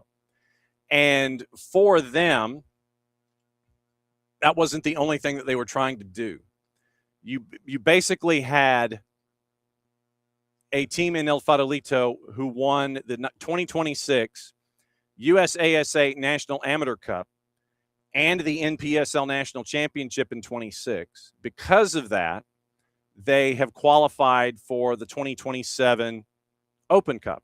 And this is not the first time that they have qualified for Open Cup. And when they have in the past, they've been a real pain in the butt to professional teams. This is an amateur club in El Farolito. So you have a family that is running a restaurant chain in San Francisco, and they're running a soccer club, an amateur soccer club, on multiple fronts, and they've won 2 titles in 2026, both in the last month. So what I wanted to do was catch up with Coach Lopez and find out how you do it, considering it's an amateur club. And one of the questions that I do ask in this conversation is, okay, you're an amateur club. You have players come and play for you. And if they go and sign someplace else, you get no financial reward. You get no fee coming back your way. And so I got into the why and the how, and it was a real cool conversation on an amateur club that is doing tremendous work on a daily basis while juggling a family business and their passion that is El Farolito in the NPSL. So here is our conversation that we had with Coach Lopez to kind of give you a bit of the why behind El Farolito and what they're doing to be the incredible success that they are. So here's the interview. I guess welcome to part 2 of my my questions and answers and all these kinds of things that I have in my head. But when we were talking last time, it was fascinating for me to find out about how difficult it is to balance a business, like a business, nothing to do with athletics, and try to run that and have the family run that, and then have the family continue to run what your dad started with the soccer club. How difficult is this, and how many different versions of you do you need to clone to make sure that things happen the way that they need to? Oh, thanks for having me again, John. I'm very fortunate that we're a family that is very committed and motivated to continue to protect and share the story of my father, and especially what made him very happy was to work hard, maintain the restaurants, open more restaurants, and at the same time his hobby, having a good soccer team and competing. So we're all very authentic. We're very true. We're the same. The way that we treat the soccer players are the same as how we treat the cooks and the new person that is training 2 weeks, or the person that's been with us for 25 years. Everybody's the same. They're all very important, and we just keep it very simple. And it's just respect and showing examples and a lot of communication. So it's always a day-to-day battle. Always trying to solve different problems. They call us the firefighters because we're always turning off flames that we encounter. But it's a lot of hard work. But we're a team, and we're very focused, and we'll work together and with a lot of communication. What do those of us who just know you from the soccer side, what do we need to know about the firefighting and the business aspect and all of this? What do we need to know about what we don't know about how difficult this is? Because it seems to me like this is you're literally. Is there such a thing as an average day? Yeah, there is. Maybe Mondays, like right now, it's believe it or not, it's more of a relaxed day in a certain way, that you're not moving around so much in the locations. There's locations throughout the Bay Area, and there's a lot of traveling. But at the same time, you take advantage of that to think, plan, make phone calls. So we're all spread out in the locations. But one thing that a lot of people don't know is that they might see me go into the soccer training, the pitch or the stadium, and they might see me focused in the game. But deep inside, there's a lot of things going on I need to solve because a cook quit unexpectedly, or we need extra food for an order, and we need to scramble to get certain people to work at the last minute. So we're always, I guess, in the mask, looking very calm, but just deep inside, there's a lot of things that we go through, and day by day and week by week. Because I would imagine that it takes a very special individual to be a part of your family, whether we're discussing the business side, the business, or the soccer side, because you're having folks and they need to present the best image of El Farolito that they can. It's not just, you can't just have a person who is one or the other. They have to know that they're representing both sides of this. You're looking for very special people from the absolute beginning. Yeah, and you definitely, you learn through, with mistakes. Unfortunately, we've had problems, or at least we've had mistakes in our product, or at least in certain locations, the way that customer service, or mistakes in the order, and you learn and you try to be patient with the people to give them the right tools to do things right. And the same thing with soccer. You think it's a player that is going to keep his cool when they lose, and then unfortunately when you lose, you see the dark side of the person, and they present a face that doesn't really represent us, or at least what we intend to, right? So not everything is going to be perfect. Not always you're going to win, but you learn and you try to with experience and repetition, try to find the formula to make the less mistakes as possible. So when you have that special person and they go and they leave, whether it's the restaurant or the soccer club, and they become successful in that new path, and then they come back and they sit there and say, hey, coach, I was able to do A, B, C, D, and E. And what's it like to see them come back as they are part of the family, and then be that extended family, and then come back after they've had their own successes away from El Farolito? No, it's great. There's been a lot of cases where they don't return back, and that makes me very, very happy. We've had so many stories where people come to this country without speaking the language, and they work with us. They learn recipes. They learn the way that my father implemented a lot of things, and now they have 3 or 4 other restaurants, and they're entrepreneurs, and they're living their life. And maybe they learned something from here, or maybe they didn't. But for us, it's amazing to see that they started somewhere, and then maybe we, or at least a company or my father's recipes, helped them to succeed in life. And it's amazing to see that. And a lot of people say, oh, you should be careful with the recipes, you shouldn't share them. My dad's idea, our idea is like, you could keep them, you could do them, but the most important thing is the habits and the freshness that you do. And a lot of people don't have that discipline to do fresh things in restaurants. And the same thing with soccer is a lot of players, they didn't get a professional contract, or they couldn't play anymore, and they come here and they're training with us for 6 months. They get back into rhythm, and they go and they try out somewhere else, and they get a contract, and they don't come back here anymore. And I'm super happy that we were able to help them out in a certain way, not to teach them, because I believe that these players, at least the ones that I get, they already know how to play. It's mostly just getting them back into rhythm and getting into the intensity of a different style of football here in the country, and then they could go and implement it in another club. And this is one of the things I think that may not necessarily compute with folks, is that when your roster, this is an amateur club that we're talking about here. So when they're gone, and there's no financial benefit coming back to you when they sign with a club, here, Czechoslovakia, wherever.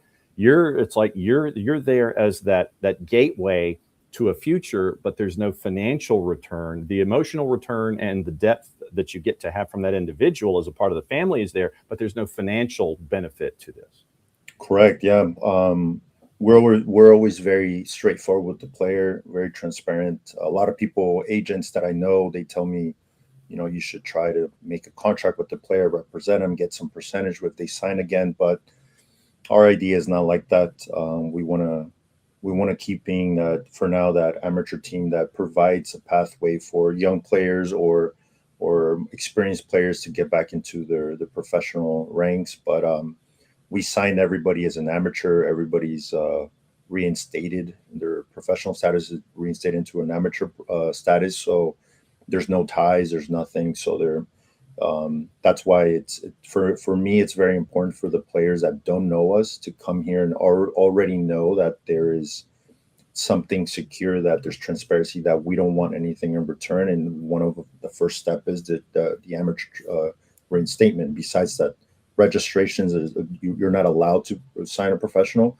So automatically you're reinstated. So you're free and there's no strings attached. And for me, it's important that we at least begin that relationship with the player, that, you know, you're here as long as you want, and whenever you want to leave, you're free to go. And hopefully we could help you out in exchange. You come and obey certain conditions of discipline and order and professionalism and respect to the group, respect to the coaching staff, and represent the club the best way as possible. And the initial response. So when a player reaches out to the soccer side and you sit there and say, "Nah, we just want you to renounce your professional status for however long it is, you become an amateur. We don't get anything out of it other than the fact that you get back into playing shape. You learn, you're under our system and our style, and things may happen where we've had success in competitions and such." What's that initial reaction from those players? You mentioned how it is with agents, but how is it with these players when they're like, "Oh, really? That's what's going on here"? What's their initial response? Well, all the players that we get have had professional experience, but maybe their last experience or professional game was about 2 to 5 years ago. So they're here in the country, they're playing somewhere else on a Sunday league, and they have that experience. You could tell by the way that they play and the way that we see them react to certain moments of the game. So we invite them, or they come out and try out, and we explain to them the situation. And the main message is that we want to keep things very high intense and high performance. So the first step is to reinstate you, and then if there's something in the future that you could go out, if there's no strings attached, and hopefully they could be very, very motivated to maybe have this opportunity to play it at Open Cup, be seen by a scout or a professional team, and that's how we usually work. But right away, we're very, very transparent with that, and there's definitely no exchange for helping them out. Is there a part of the menu there on the restaurant side that would be the personification of who El Farolito is as an entity, whether it's the soccer side? Is there one menu item that is so intrinsically you that it would describe what El Farolito is across the board? That's a great question. It's a difficult one as well to respond, because every time I bump into people that have been coming here for many, many years, and they have a specific item. So if you would, maybe the non-soccer, I think it would be the super carne asada burrito, because just a traditional one. I know family. I know someone that their family would be working here. I'm not going to say names. Yeah, but it's an MLS referee, Okay. MLS pro ref. He told me an amazing story. He said that when he was a teenager, he would come in, help out his father, and he was a contractor. He would come out and help out his father, and every time they would come out to the city, his father would come to El Farolito and order the sandwich, the carne asada torta. And hearing that story from an MLS professional ref, it's incredible. Like, so that I don't know which item, but in the soccer, in the games, we like to give out to the players that their favorite, at least for this past generation, the 3 to 4 years, they love just grilled chicken and steak with rice and beans on the side. They love that catering plates, like, and they just pick on their own. And I remember back in the day when my dad was still alive, the over 35 group, the over 35 years old group, they will love the super quesadillas, and that was a long time, a big group for over 10 to 15 years, and they would take out the quesadillas. So it just depends. We're very fortunate. It's been 40 years that the restaurant has been alive, and different generations. And just imagine how many people have been around here for 40 years in the club. So it varies. You're making me hungry with all those mentions, man. When I ask you, what do you need? I mean, is there anything that you need to get to the next level athletically to make sure that you can continue being that force and being that influence there in the San Francisco area to be that national force? What do you need to continue to grow? I don't think, at least for the adult category, I think we would be okay with the same formula system we've been working on. We don't have a lot of fields, and I've managed to create a certain way to train and adapt to the situation. We already know what times of the year we need to start working and to when do we plan to finish. But the real thing for me is to try to help out the soccer community here in San Francisco. There's a lot of players that don't make it to D1 or D2 because of grades, and they have a lot of talent. I think the next step for the club is to try to find more field space to work with, U17s, U20s, all the way to maybe all U15s. Give an extra space to the community to play, because there's a lot of players that can't make it to MLS Next or ECNL because of prices or maybe traveling distance. I know parents that would pay to play to have their kid in a MLS Next, but unfortunately because of traffic and gas prices here in the Bay Area, it takes them over an hour to get to training, and to be training 4 times a week plus the games, it's very, very difficult. So to have another space for families and kids to prepare themselves, and out of, I don't know, 100 players, maybe 5 could make it to the professional ranks. I think that's huge. So for me, it's having our own field or fields to have and invite more of these players that are right now, for example, in our team in the future. They know exactly what we look for. They already know that they have the DNA of El Farolito, what we want, the way that we want to work. They could probably share that to the young kids and continue to share the story of El Farolito, my dad, and help out the community to continue playing. Does it seem like it's been 40 years? For me, I've been here for 16, and I feel like it's been 50. But it does seem like it's a bit more than 40, because there's just so many people out here with old gear from El Farolito. There's random people that show up to me and they say that, I remember you when you were 5 years old, and I don't even know the person. And, so it's interesting what El Farolito has built, what it created, and it's all thanks to the beautiful game. There's nothing else to it. And then it's not only just the game, and then there's the food part of it.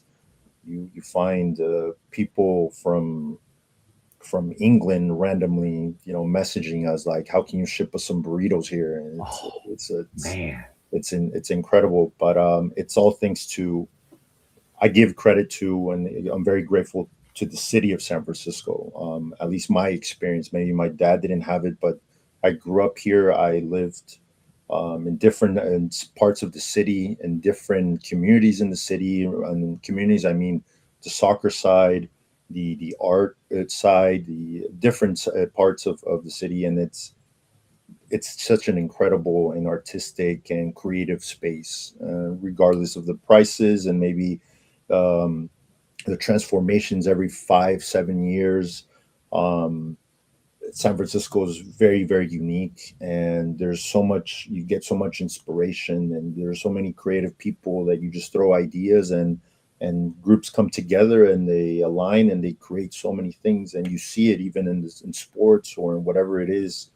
Right now in Oakland, you see so many people popping up these random, soccer fields, and here in San Francisco as well. There's new soccer fields as well, and basketball courts everywhere in East Oakland, and it just keeps growing, and I think there's so much space. It's very limited space, but there's still a lot of space available to create a lot of things. How nimble have you had to be in growing both sides of this equation over the last 16 years? I don't know. I think there's time for everything. You can. I've been very fortunate to have the time to, let's imagine, like 4 hours here, 4 hours here, 4 hours there each day. So I kind of balance it out, and I've been very fortunate to experience a little bit of everything here in the city, in California, and then at the same time with my connections in South America, Latin America. So you got to stay busy. You have to keep moving because the opportunities just don't come. You have to go look for them. So I've been very fortunate to have a little bit of everything, and most importantly, ask questions and learn and look for things. And we have a lot of things in the internet, and you have to keep going and you have to keep moving because learning just doesn't come. You need to go and experience. You make mistakes, and I've made a lot of mistakes, and a lot. So, but I'm very fortunate that I could still have the opportunity, to try it out again next year, in case if we don't win a championship, and if we lose a game, we have a chance for another game, another week. So, it's about being confident and trying to learn and not be afraid to make a mistake. That's huge for me. How long did it take you to understand that and to be confident enough to ask a question? Because there are a lot of us that will sit there and it's like, yeah, we got it. It's under control. And then it's not. How long did it take you to understand it's okay to ask questions? You're no less a businessman. You're no less an athlete or a coach or what have you. It's okay to ask questions. It's all thanks to my father, because I had the confidence to ask him anything, anytime. So I grew up with that, and if it's, to me, it's a no-brainer. Like, if you don't know something, ask for it or look for it. So my dad gave me a lot of confidence and trying things out. Like, go for it, do it, but be very open to hear that you made a mistake, because a lot of people like to do things, or at least my kid. I'm taking an example. My kid, he loves to try things out, but when I tell him he makes a mistake, he gets mad or he says he's not wrong. So I think it's very important to have that open mind that, hey, try it, but be aware that you're going to make a mistake and be open to receive it. And I think it's huge. You always want to hear, at least for me, is advice and help.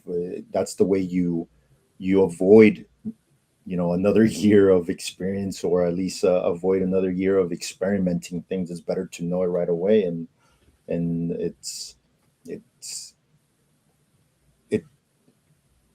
I was very fortunate, extremely fortunate, that my father gave me that confidence to test things out and to not give up and look for another chance to improve. So what's next on the soccer side? How much rest are you giving yourself before you get ramped back up? I only had 1 week, which was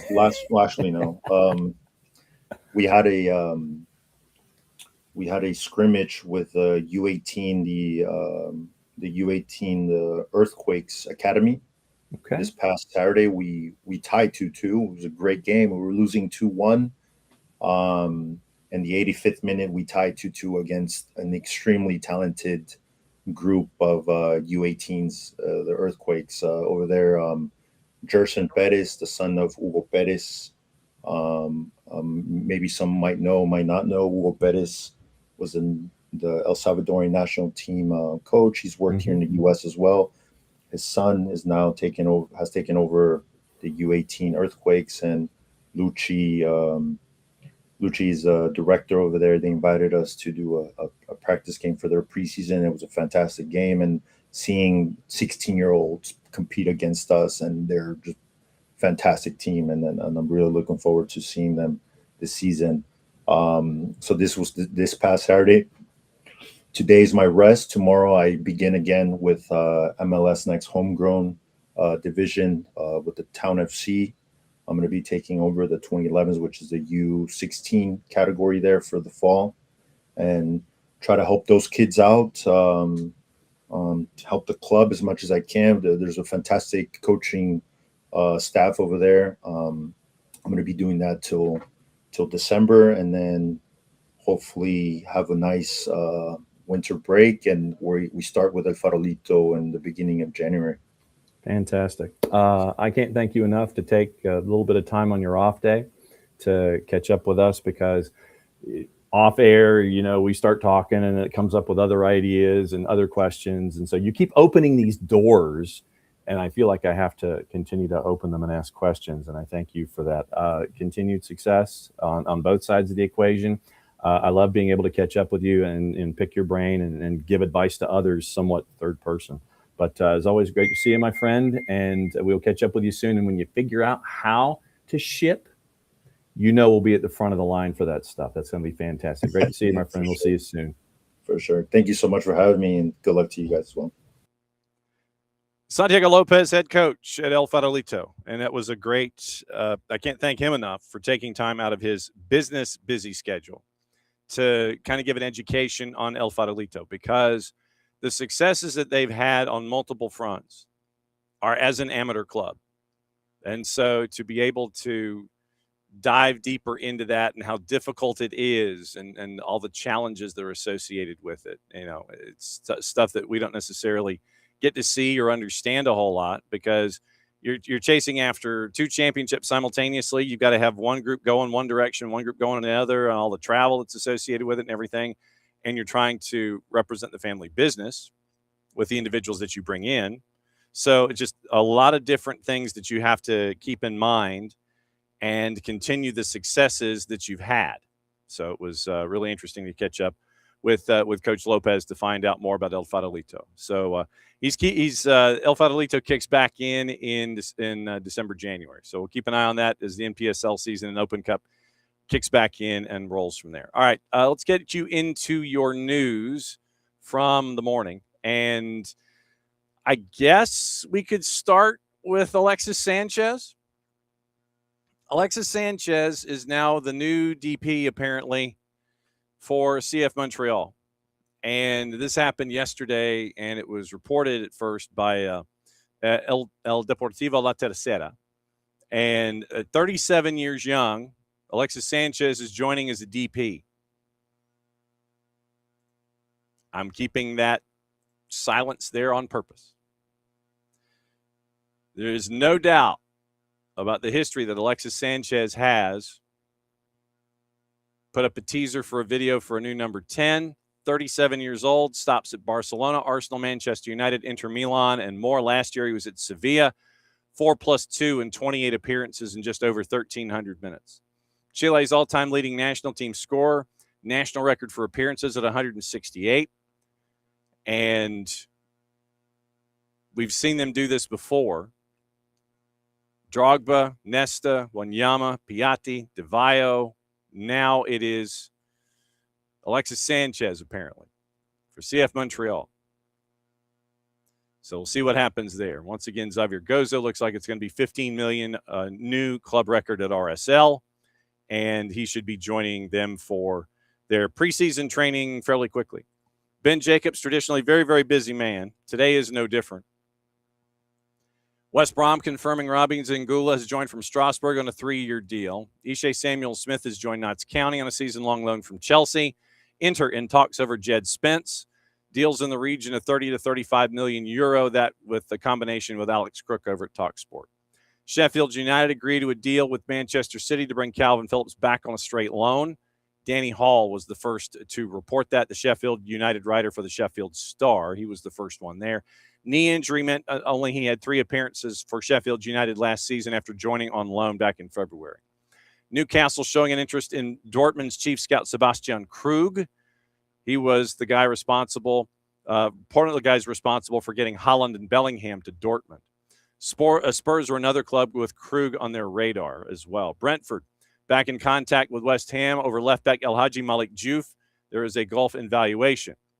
Rangers confirm Youssef Chermiti suffered an ACL injury in Sunday's loss to Hibs. No timetable on any kind of recovery or return. Chelsea have no plans to sell Mykhailo Mudryk this summer, only a loan if he departs. First team hasn't been entirely ruled out. Priority is to get him minutes. Multiple clubs have made approaches in the Premier League in Europe, including Strasbourg. That, to me, would be the one that makes the most sense. Jeffrey Afriyi is going to join Genk from Al-Qadsia. They signed him from Thoughts FC in the Ghanaian second division for under €1 million before loaning him out to Lugo and La Louvière. Sold him for €6 million 18 months later. Qadsia putting a heavy emphasis on player scouting and development, prepared to sell top talents, as they also proved when Eki Fernandez moved to Leverkusen. Southampton confirmed striker Divin Mubama has joined on a season-long loan from Manchester City. Nottingham Forest confirmed Ousmane Diomande has joined from Sporting on a 4+1 at €40 million, so divide by 5. That's the yearly part on the books. Chief Football Officer George Siriano says, quote, "We've been very clear on the profile of player we want to add to the squad. Excited to add Ousmane to the club. Powerful, commanding defender, arrives here with a winning mentality, shares the same ambition for success we have, and we're excited to see the impact he can have in a Forest shirt."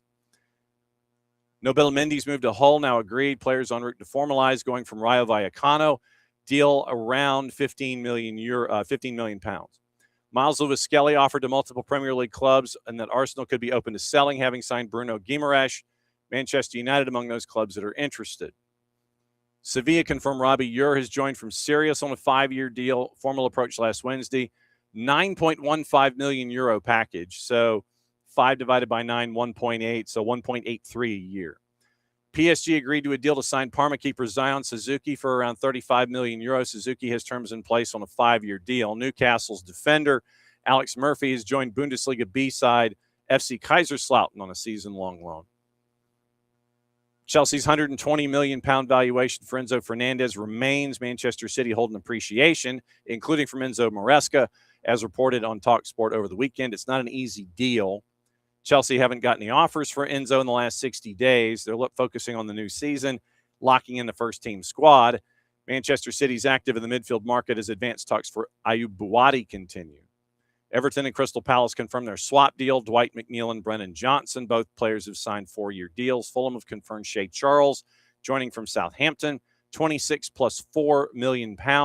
Southampton get a sell-on. Charles is signed for $30 million on a 6-year deal. Fenerbahce 6 hours ago, 5 o'clock in the morning, agree on a deal with Napoli to sign Romelu Lukaku for around €6 million plus add-ons. Napoli considering a bid for Gabriel Jesus, having made contact with Arsenal last week. Chelsea confirmed Philip Jurgensen has joined Strasbourg on a season-long loan.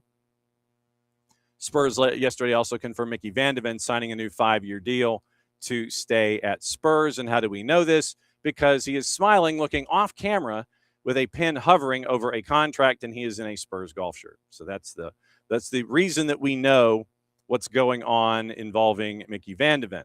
So let's see if there's anything involving David Ornstein and any of his contacts and stuff. Crystal Palace in terms of processed and finalizing a deal to sign Anand Kalaili from Union Saint-Gilloise. 21-year-old right back underwent a medical and looking now to complete the deal on less than a £21 million fee on a 5+1. Also mentioned Shea Charles and Ousmane Diomande. So I believe we're caught up on the gossip, rumor, and the innuendo. Just a quick note from Herman Garcia Grova, it was where Atlanta United is concerned.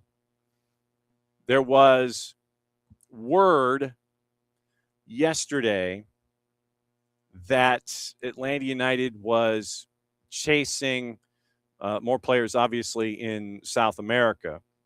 And the name that was floated about yesterday was Giuliano Galoppo from River. And apparently River and Atlanta United had reached a preliminary agreement for the transfer of the midfielder. According to Herman Garcia Grova, Tata Martino had been in touch, but the player did not want to consider – he doesn't consider the move to Major League Soccer as a market for continuing his future. So Giuliano Galoppo's missing out. So they were talking, they were close, they'd agreed, but Galoppo was like, not going to happen. So we'll keep an eye on everything when it comes to other transfers involving Atlanta United as they're at practice at the Children's Healthcare of Atlanta training ground this morning, and keeping an eye on that. All right, now getting into the other gossip, rumor, and innuendo before we get into juice boxes and schedules for today.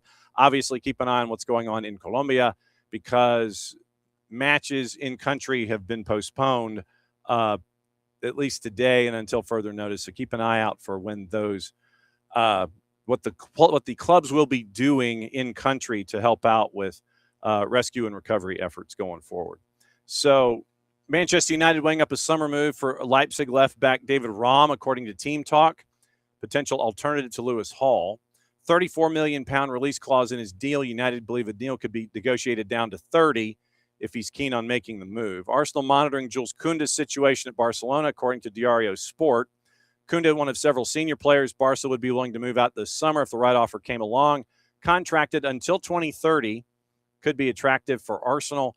Champs will be without Jules Kounda for an extended period with the back injury he suffered at the World Cup, and Jurrien Timber missed the tournament with a groin injury. Manchester City and Lille closing in on Buwadi for around £85 million, according to The Guardian. Reportedly agreed to personal terms, and now negotiations are at an advanced stage. Maresca wants Buwadi to join the first-team squad immediately rather than return to Lille on loan. Move comes as City prepare for the possible departure of Rodri. Atletico de Madrid closing in on a deal to sign Christian Romero, according to Mateo Moreto. Minor details, according to Moreto, remain between the two clubs, making the Argentina international a priority this summer. Roma have held initial talks with reps of Arsenal's winger Gabriel Martinelli, according to the Daily Mirror, and entering the final year of his deal at Arsenal remains a distinct possibility this month. Galatasaray are also monitoring Martinelli, viewed as an attractive alternative to Rafa Leao. Ronald Araujo in with Liverpool from Barcelona for €55 million. We mentioned the swap deal. We mentioned Ousmane Diomande. Ferran Torres, Barcelona have rejected the first offer of around €40 million from PSG. Torres deal is supposed to expire in 27. Barca prepared to sanction an exit, holding out for a bigger fee. Endrick more likely to stay at Real Madrid than leave on loan, according to multiple sources. Spent the second half of the season at Lyon, has been in demand during this transfer window, wants to stay at Madrid. Wrexham set to sign Anthony Patterson. We talked about that one yesterday. That will eventually, when that happens, break their own transfer record for money spent on an incoming. Real Madrid interested in signing Martin Zubamendi, according to Football.London. Gunners have no interest in sanctioning the exit. Sizable offer could change matters. Barcelona and Spurs have made inquiries to Bayern Munich about Harry Kane. Supposed to sign, according to the friends at Team Talk, sign a new deal with the champs. Atletico de Madrid submitted a €35 million offer to Lille for Matias Fernando Pardo, attracting interest from Arsenal and Liverpool. It's from L'Equipe. Fabrizio Romano, Inter Milan, we talked about Jed Spence. Diario AS, Real Madrid want to see 3 players depart. Club has 26 first-team squad. Jose Mourinho wants to have 20, not counting 3 long-term injuries in Eder Militao, Rodrigo, and Ferland Mendy. Raul Asensio, Camavinga, and Mendy are the most likely exits. 3-letter paper, once again, we talked about it yesterday. West Ham could be swooping in to get Jamie Vardy, who is a free agent after leaving Cremonese last year in Serie A. Gazzetta, Arsenal forward Gabriel Jesus open to joining Napoli this summer, who could yet make a bid. Fabrizio Romano, we mentioned Alexis Sanchez, Mateo Moreto. Porto have opened talks with AC Milan over a potential loan for Santi Jimenez, which would include a clause to make the transfer permanent at the end of the season. Foot Mercato, Palace, Villarreal have Nottingham Forest, are all in the race to sign AC Milan midfielder Yusuf Fofana, valued around 18 to 20 million euro. Sky, Daniel Munoz from Crystal Palace, Everton's right back shortlist, also wanted by other European clubs, and Ben Jacobs has Wigan closing in on the loan deal of Chelsea youngster Reggie Walsh. So that is the gossip, rumor, and innuendo that we've known. Also on the board this morning, trying to see if there's anything else that we might have missed through the papers. Mentioned the swap deal, and Women's Champions League is going on. Nottingham Forest, apparently Evangelinas Marinakis wants to sue Crystal Palace because of a TIFO that was posted. And let me get the details on that. So hang on just a second. Let me see if it's in public purview or if I have to sit there and try and chase it. But yeah, Evangelinas Marinakis wants wants to sue. Hang on just a second. So, where is it? What paper was it? That was in that one. Okay, so hang on. All right, hang on. So let me do it this way. So I could spell Marinakos. So Marinakos Crystal Palace. So yes, Evangelinas Marinakos. No. Okay, so, and this is from our buddy Ben Jacobs. Evangelinas Marinakos is suing Crystal Palace for a banner displayed by fans depicting him holding a gun to Morgan Gibbs White's head. Lawyers representing Marinakos have lodged a defamation suit in high court. Banner was displayed in the 1-1 draw between Palace and Forest last August. It had the caption, quote, Mr. Marinakos is not involved in blackmail, match fixing, drug trafficking, or corruption, end quote, consistently and firmly denied such allegations. Palace were fined £50,000 by the FA, who added, the fact that Crystal Palace had a policy to prevent banners being smuggled into the stadium demonstrates that it was aware of the risk, end quote. So, lodge of defamation. CPFC Limited is listed as one of the two defendants, and obviously he's denied wrongdoing in relation to allegations, and we'll keep an eye on that as well. So, Evangelinas Marinakos is going to take Crystal Palace to court. Also, let's see, Derby County's takeover has fallen through in the championship, and it is time now to get into picks of the week, because it is here in the Kaiser Permanente studios an opportunity for us to continue the Clausura. And this is just the picks of the week and what happened last week, and I was awful, so this is all that matters. Getting into the matchups themselves. Australia Cup, it was Brisbane Roar and Sydney FC. Sydney FC favored at a plus 120. They won 4-2.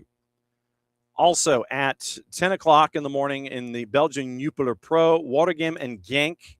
Waregem won 2-1 at a plus 220, so the underdog at home got the win. Then it was at 11 o'clock in the Czech Chance Liga, Radek Kralova and Ostrava. Radek was favored at home at a plus 125. They would win it 2-1. Then at 11:30 in Romania in the Superliga, Petrol and Otelul. And it was Petrol that won at 1-0, favored at home at a plus 120. So they got the win there. Noon, it was in Finland, the Veikkausliiga, AC Oulu and HJK. HJK on the road was a road favorite. They won it 1-0. And then it was in Iceland, the Bestadade at Karla, KA Akureyri and Hafnarfjordur. God bless you all. Hafnarfjordur got the win as an underdog on the road at a plus 190, 1-0. 2:15 in the Extra Klasa, it was Jagiellonia, Bialystok, and Vidjev Luj. Once again, the road dog won at a plus 200. And then late night, it was 8 o'clock Eastern in the Costa Rica Primera, Herediano and Alajuelense. Alajuelense brought out the whooping stick. It was 3-0. So a lot of road favorites won this past week. So I was 1-7. And when was the only one I won was the Czech League.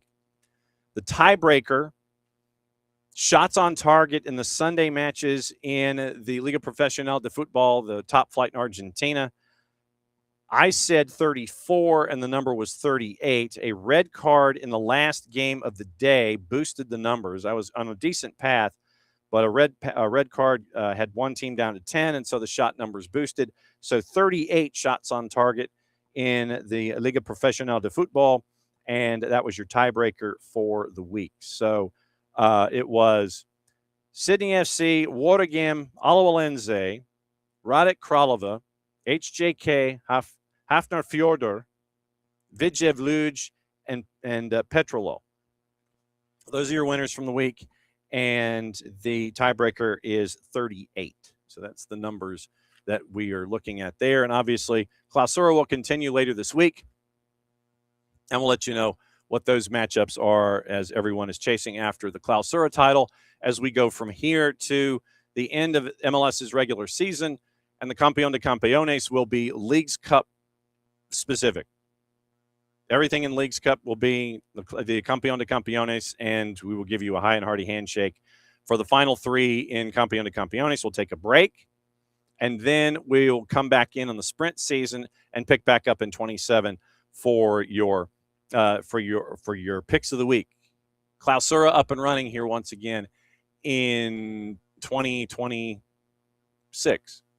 Trying to see if there's anything else that I might have missed this morning. Once again, if you do not subscribe to Morning Espresso, brought to us by our friends at Kaiser Permanente, please do. You can go to soccerdownhere.net.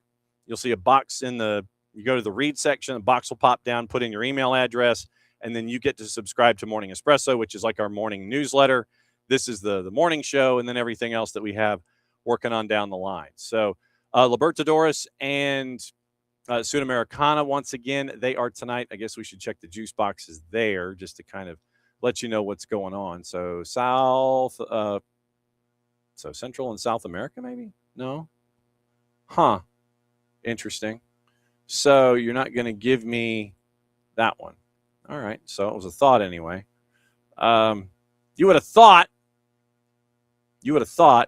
That's a good question, OG. If anybody's keeping score and picks of the week, I am not.